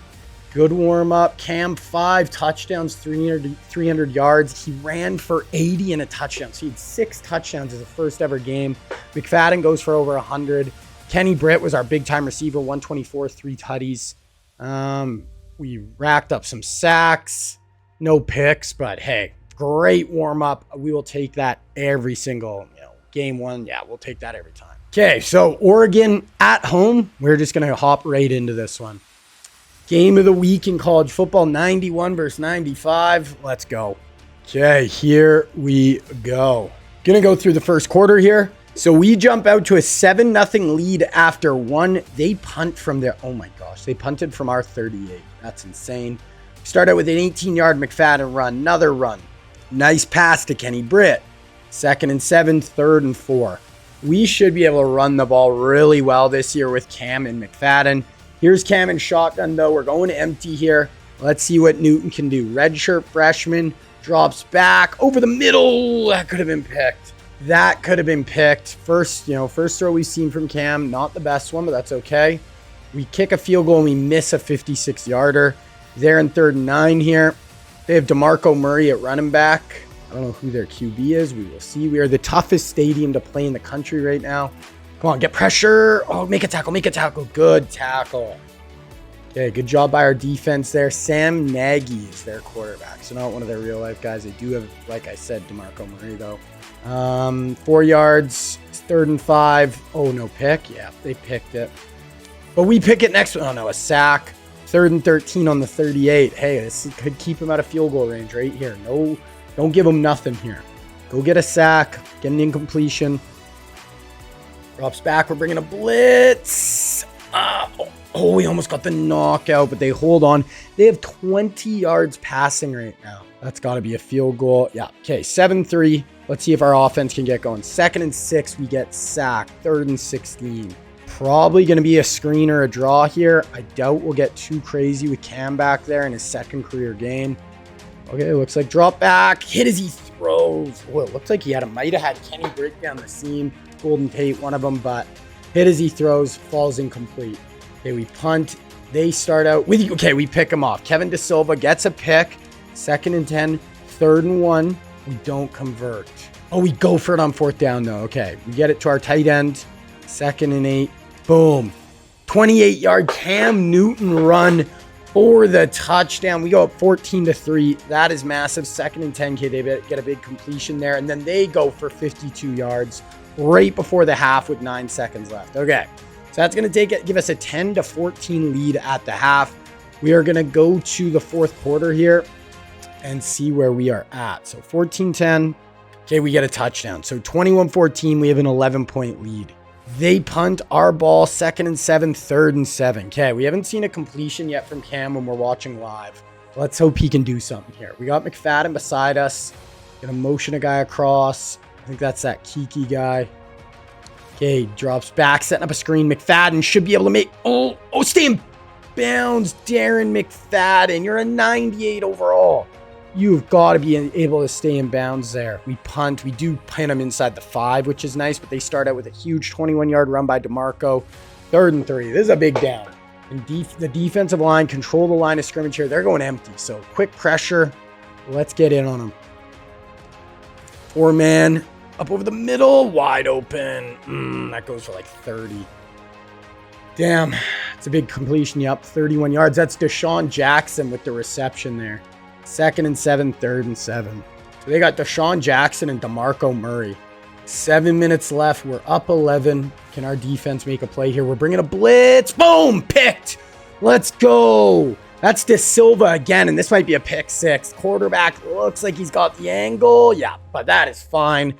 That's probably going to ice it. We'll watch some of this drive, but huge play. That's DeSilva's 2nd pick of the day. 2nd and 9, 3rd and 6. I guess we did see a completion. We had the screen pass to McFadden, but let's see you go end zone here, Cam. Motion, little orbit motion out of empty. Drops back.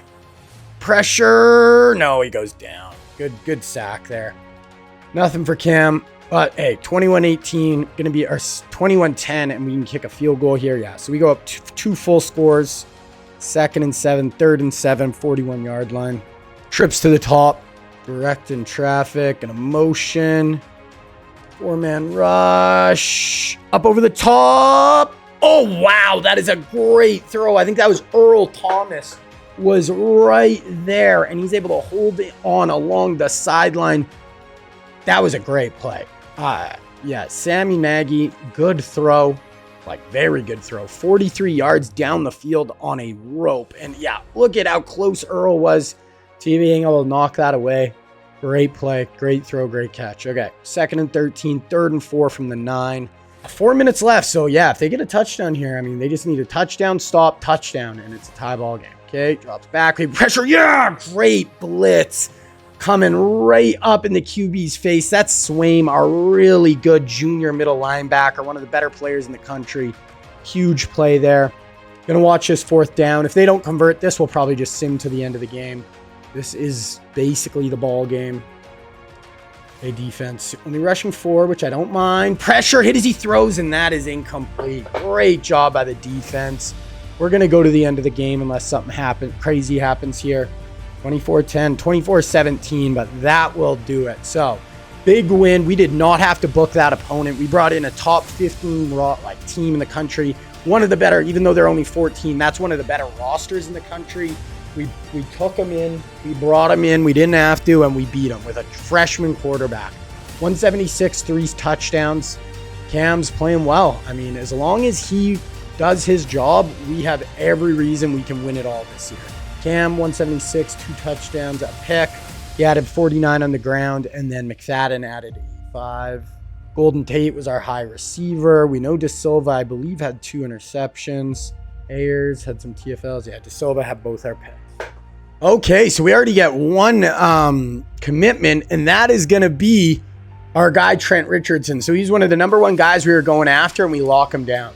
Okay, now we're on the road versus UMass. I mean, you know, let's just hope Cam keeps it up. Let's keep our winning ways going. We're going to be pretty big favorites in every game remaining in the schedule. So you just got to show up and get it done.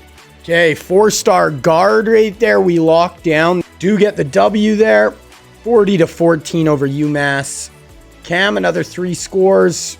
Didn't have much on the ground. McFadden had a nice day running the ball. Mario Manningham was our big weapon. Okay, now we got South Carolina at home. Only an 82. Let's go, Cam. Keep it up. I think he's got 1 turnover in 3 games. Lots of touchdowns. So let's keep that going. Okay, another recruit in the door, and that is going to be Josh Gordon, the big-time wide receiver. DJ Fluker, big offensive lineman. Get another 4-star offensive lineman in. Khalil Mack as well. And we get Stephon Gilmore. So, great bit of recruiting right there. I don't even think we've lost anybody yet. We're going to take a look at the recruiting right now. We jump, keep our winning ways going. We are 4-0. Beat South Carolina 45-14. So we're beating these teams like good. Cam, 4 touchdowns, no turnovers again, 25 on the ground. McFadden goes over for 100. Seems like we're doing a much better job running the ball this year. That was a big issue for us last year. We just could not get the run game going at all. So that seems like a big improvement right now. Wake, Louisville, we got back-to-back Louisville, Georgia Tech, who's ranked in Florida State. So that's probably the toughest part of our schedule coming up here after this Wake Forest game. 2 ranked, plus our biggest rival, Florida State, who I'm sure is a high-ish overall. Okay, looking at recruiting. So we have this quarterback we're actually going after pretty hard as like a depth guy. We actually might lose him this week. We're going to switch over to a hard sell right there. Plus, we'll give him DM. Depth running back, that's fine. This is Tavon Austin. Looks like we're going to lock him down this week. So we're just going to leave it at that 75. Depth wide receiver here we're going after. You know what? We'll go send the house for him. We have a ton of hours now. We're just going to kind of up a lot of these guys to send the house. A lot of these offensive kind of dudes. This guy, depth offensive line, we'll just leave it for now. Chance Warmack, we're going to up him to 75 full hours. This center, we're the only one really going after him hard, so we'll leave it. We're the only one going after Olivier Vernon. DN, kind of depth DN here. We'll go up another 50. Looks like we're going to be in a good spot here for Fletcher Cox. We'll go another 25 hours to Fletcher, but it looks like we should wrap him up. We're the only one going after Luke Kuechly, so don't really have to worry about it right now, even though we're not going crazy on the hours. Same with Mo Claiborne. It looks like they're just going to give them to us, so we'll up them just because, but we don't really have to. This corner looks like it's actually more of a battle for him. We'll give another 5 hours there. Then we have some safeties. Looks like we might lose this guy, but I don't really care about him. We're going to go a little harder after these two when we unlock some more. So that is where we're sitting in recruiting. Looks like it's going to turn out to be a really good class once again. Okay, now we're getting to our ACC schedule. Wake is our first ACC game, 82 overall. I want to just see Cam Newton keep rocking. He's had a wicked start to his career, literally 1 turnover in the first 4 games. Keep it going, Cam. Okay, we do lock down Tavon Austin plus Fletcher Cox. Holy crap, this is going to be a nasty class. We did lose some guys, but overall, yeah, this class is going to be insane.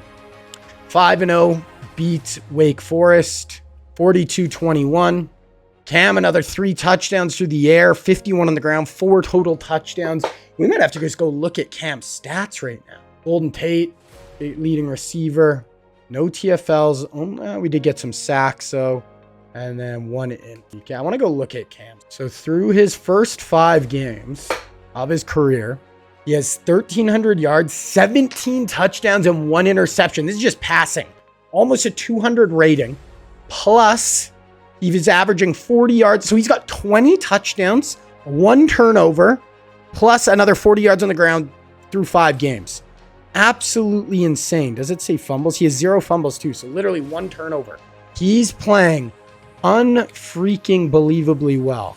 We'll have to see if he keeps it up, but so far it's looking nasty.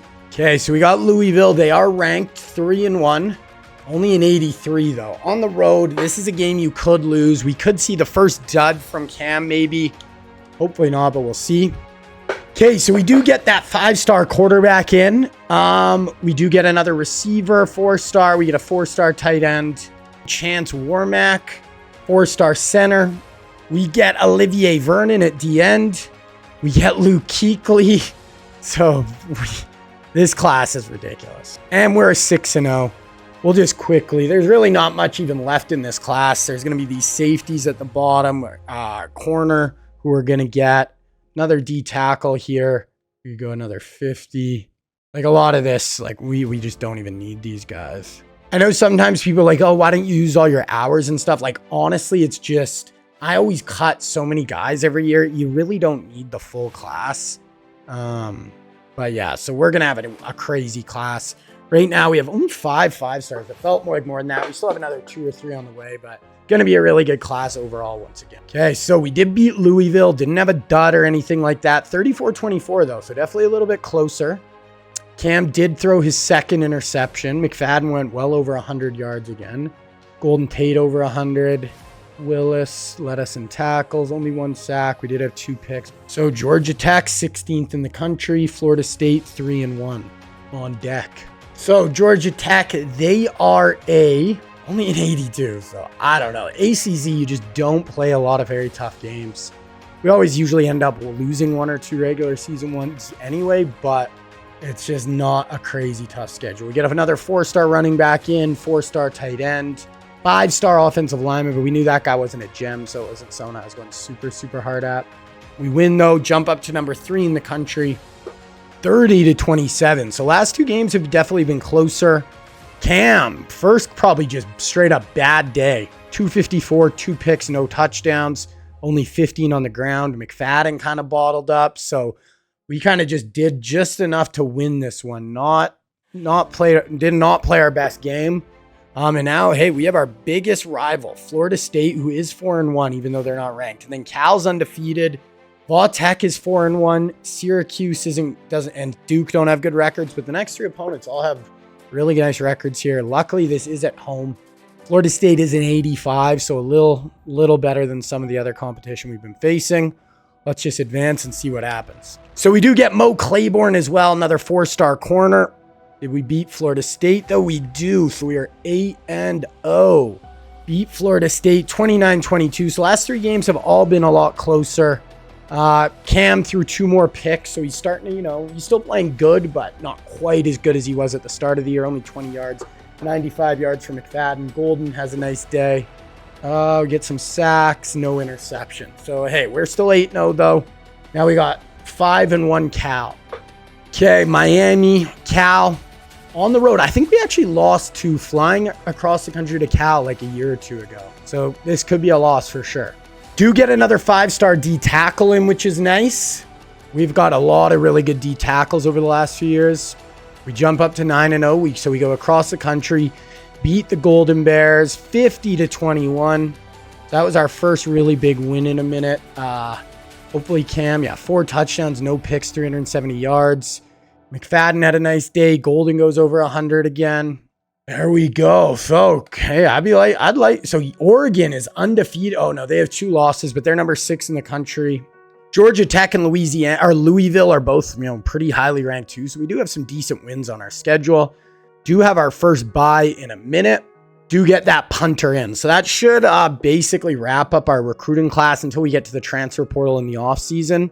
So we have number 1 class, 7 5-stars, 14 4-stars, and 1 3-star with our punter. So 22. Usually I aim for like 22-ish guys. That's plenty. You really don't need the full class. Okay, Miami, Va Tech. This is a rivalry game for us. Only an 83 overall though. See if we get through it. Okay, another bye week here. Somehow we're number 3 in the country. I want to look at the rest of the top 25. Oregon's ahead of us with 2 losses and we beat them. That makes absolutely no sense. Obviously doesn't matter at all, but it's just kind of weird. Okay, we got Syracuse 5-5, 86 over. This is actually one of the better teams we played overall wise. So let's get through it. Oh, we get our first loss. So Syracuse beats us 32-21, beats us by 1. Cam, 1 touchdown, 1 pick. So one of his worst days. Couldn't get much going on the ground with Cam. McFadden was okay, but okay. So first L. We're still, 6-1 in conference. As long as we win our last game, we'll definitely be in the conference championship game. Let's look at the conference standings really quick. We're the only 1-loss team. Just got to win this last game here, and we will punch our ticket. Duke isn't a great team. It's at home. So, they're an 80 overall. This has just got to be an easy win. Let's get to the ACC championship. Okay, so we do make the ACC. Oh my God, I think we lost another game. Did Duke beat us? We're at 14. Duke beat us? We lost 2 games in a row by 1 point. What the heck is going on? We are undefeated, lost 2 in a row. We're 14th. We literally have to beat Pitt right here, or we will not make the conference, and we shouldn't deserve to, but we will not make the playoff. Wow. I don't know what just happened. Pressure is on. But if you lose 3 in a row to end your year, you do not deserve to be in the playoff anyway. They're an 83. This has just got to be a bloodbath. Let's go 2 in a row. Come on. All right. So we are going to sim through the first quarter here. Let's go get an early lead here. 3-0, 10-0. Okay, nice quick lead. Their ball, 2nd and 7, 3rd and 7 on their own 41. Let's go get a pick 6, force a fumble. Somebody go make a big play. I just can't believe we lost 2 in a row. 4-man pressure, checks it down. Nice tackle. Okay, we're gonna get the ball back. We have picked this guy off so far already as well. Let's see our offense now. Kind of pinned us deep. 2nd and 12. Okay, we get a big 15-yard catch to Kenny Britt. Another big completion to Kiki. 2nd and then another big completion into Kiki. Another big completion into Kenny Britt. Okay, well, let's watch from here. Trying to go up 17-0 right now. We have it on the 14-yard line. Trips to the top. Drops back. Check down to Kenny Britt, I think. Or is that Golden? In the flat. That's Golden Tate for 2. Okay, 2nd and 8. And fake handoff to McFadden. Oh, wow. Wheel out of the backfield. And that is an easy touchdown right there. Let's go. Feels good. That's Kiki again. Okay, so 17-0. This is more what we should be doing to these teams.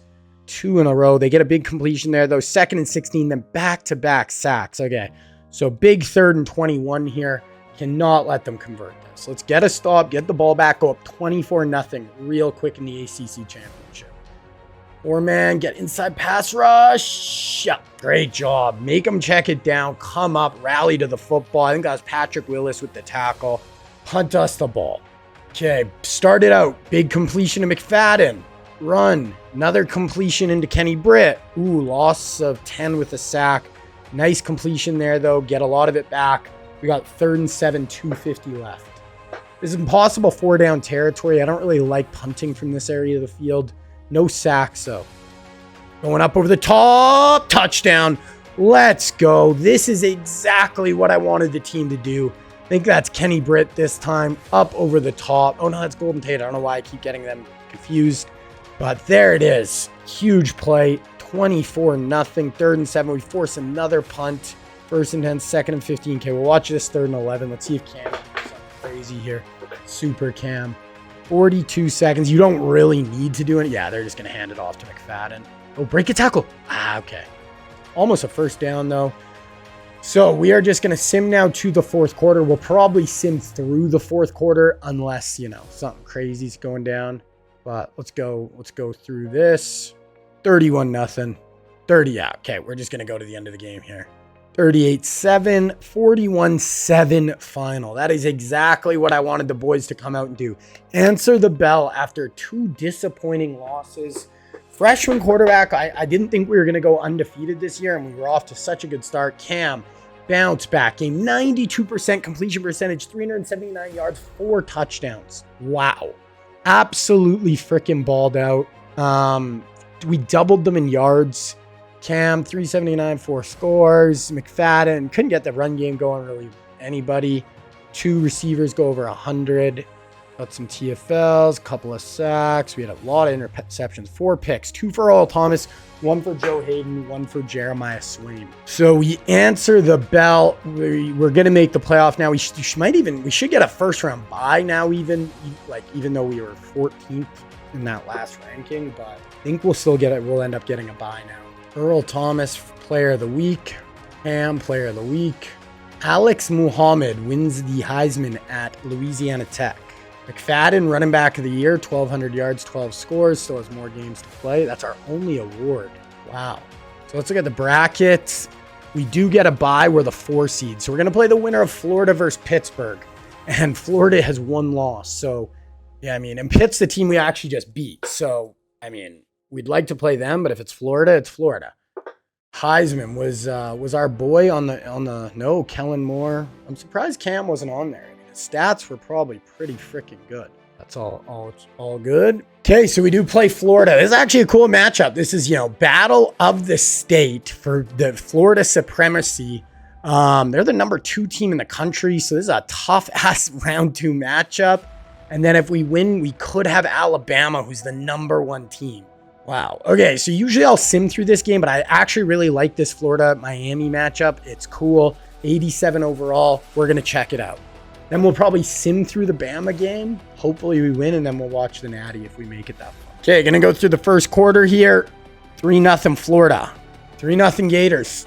3rd and 9 for us. Okay, Cam, let's get this offense rocking, brother. Trips to the top.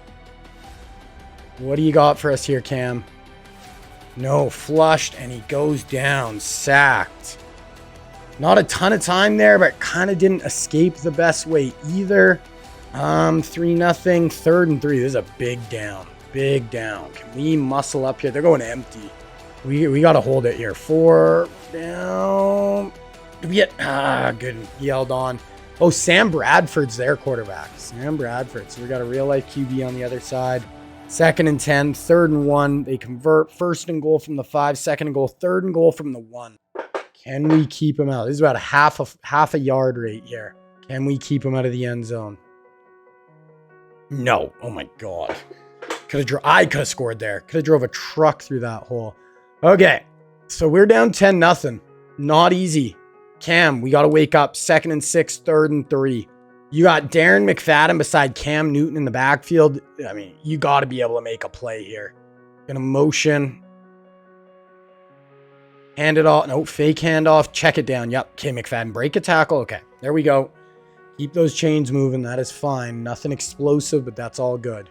Next play, 5-yard gain, 1-yard gain, 3rd and 4, picked. 2nd and 7, 3rd and 7. Okay, we got to hold them to 3 here. This is not looking good.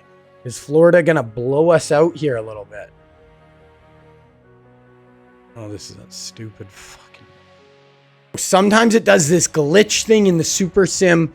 I mean, they're going to decline that. Usually I don't even show you guys when that glitch happens because usually it's just an offside, and somehow their offensive lineman just threw a 25-yard touchdown pass, and we had Cam Newton, the defensive end, who got offside. So we're down 17-0. I don't even know what to say here. 15 yards. We need a score right here. 3rd and 1. We convert. 2nd and 10. 3rd and 4. This is not good.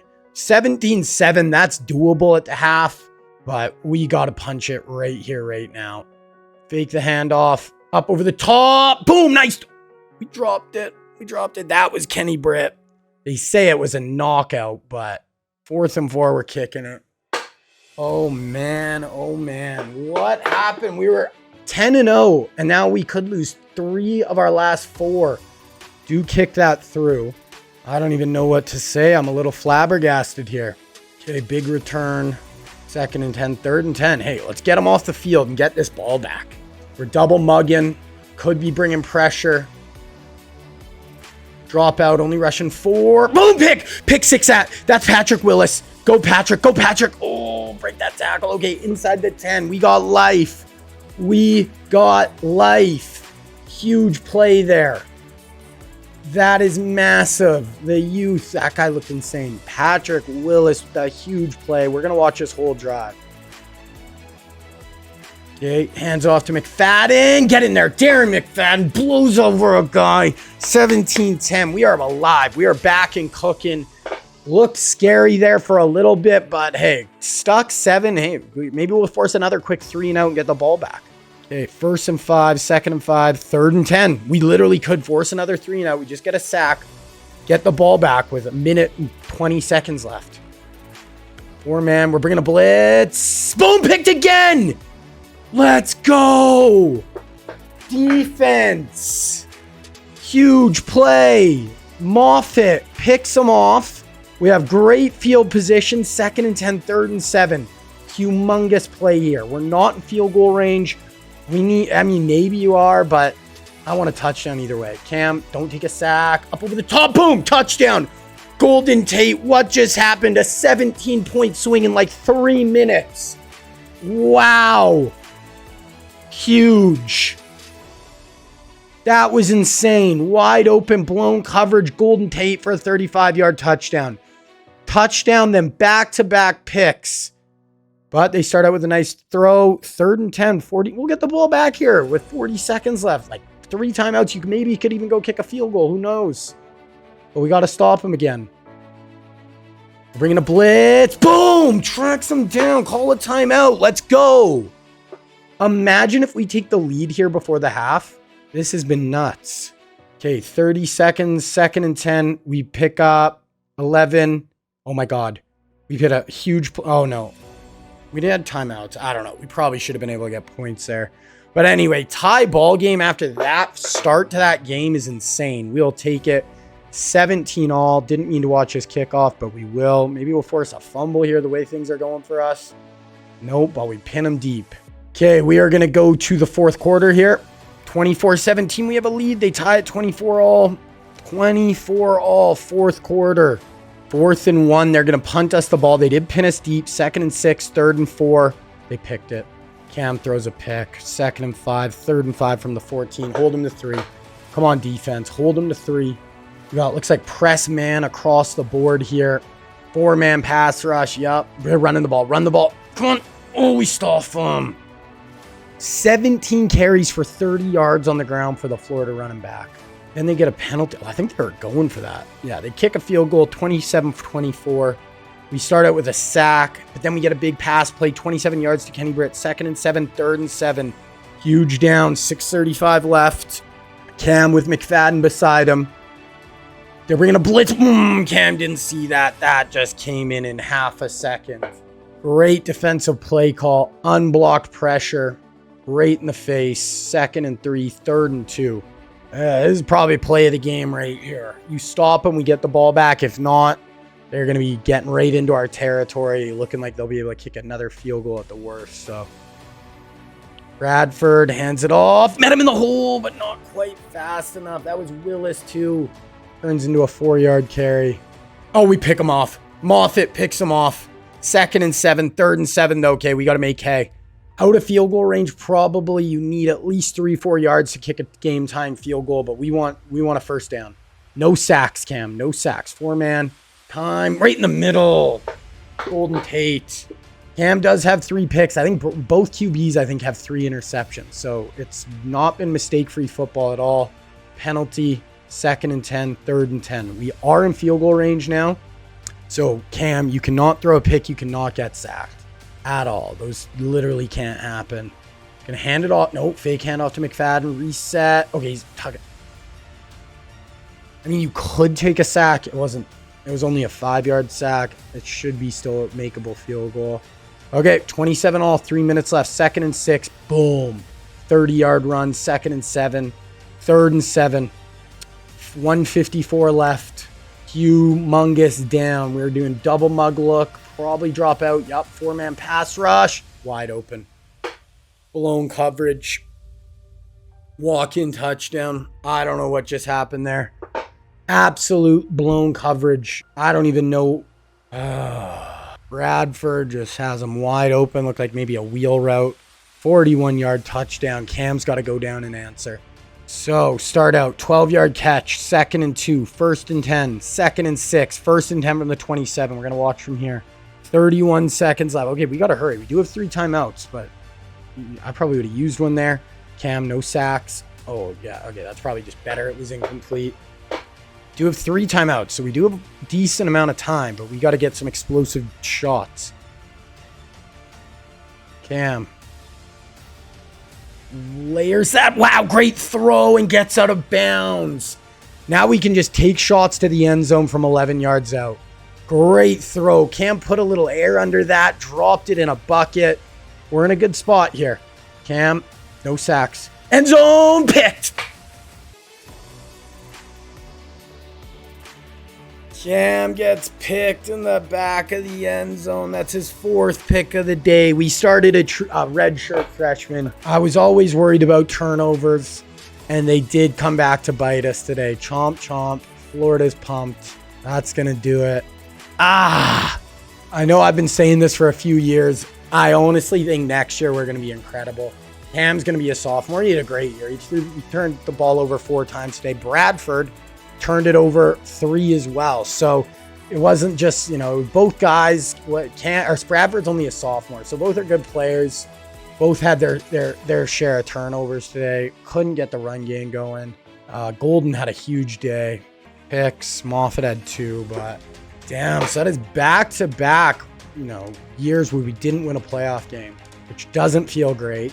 We do have a little bit left in this episode, guys. This is the last season, but we do have the end of season recap. We're going to look at the final recruiting and all that stuff for this year. So we go down. Alabama loses to TCU. Wins it all. Final top 25. We finished 9th. Man, we were 10-0. If you would have told me when we were 10-0, we'd finish 11-3, I probably would have laughed at you. Just a crazy fall from grace a little bit. And especially we had no injuries. It wasn't anything like that. But hey, it happens. Darren McFadden, first team All-American. Also got Glenn Dorsey and Walt Moffitt, our safety. Sean Jackson for Oregon. We get another D tackle, Eric Berry at safety, freshman Cam Newton, and we get Joe Hayden. Season stats, Cam finishes with 38 touchdowns, 12 picks. You bring those touchdowns up a little bit, take picks down next year a little bit, we'll be in a good spot. I thought he would have a better year running the ball. It wasn't incredible. Golden over 1,000, Kenny 900. Defensively, 8.5 sacks, 4 picks for Moffitt. That is where we're sitting. Okay, looking at players leaving. Banks, dude, you could be our starting running back. Okay, so we don't really lose anyone early. We lose McFadden, Dorsey. So we lose our D tackles, McFadden, Ayers. I honestly think we're going to be really freaking good this next year. Really good. Okay, we'll look at the transfer portal here quickly. Number 1 player wants to come here. He's a DN, not probably a huge position in these. We'll do it though.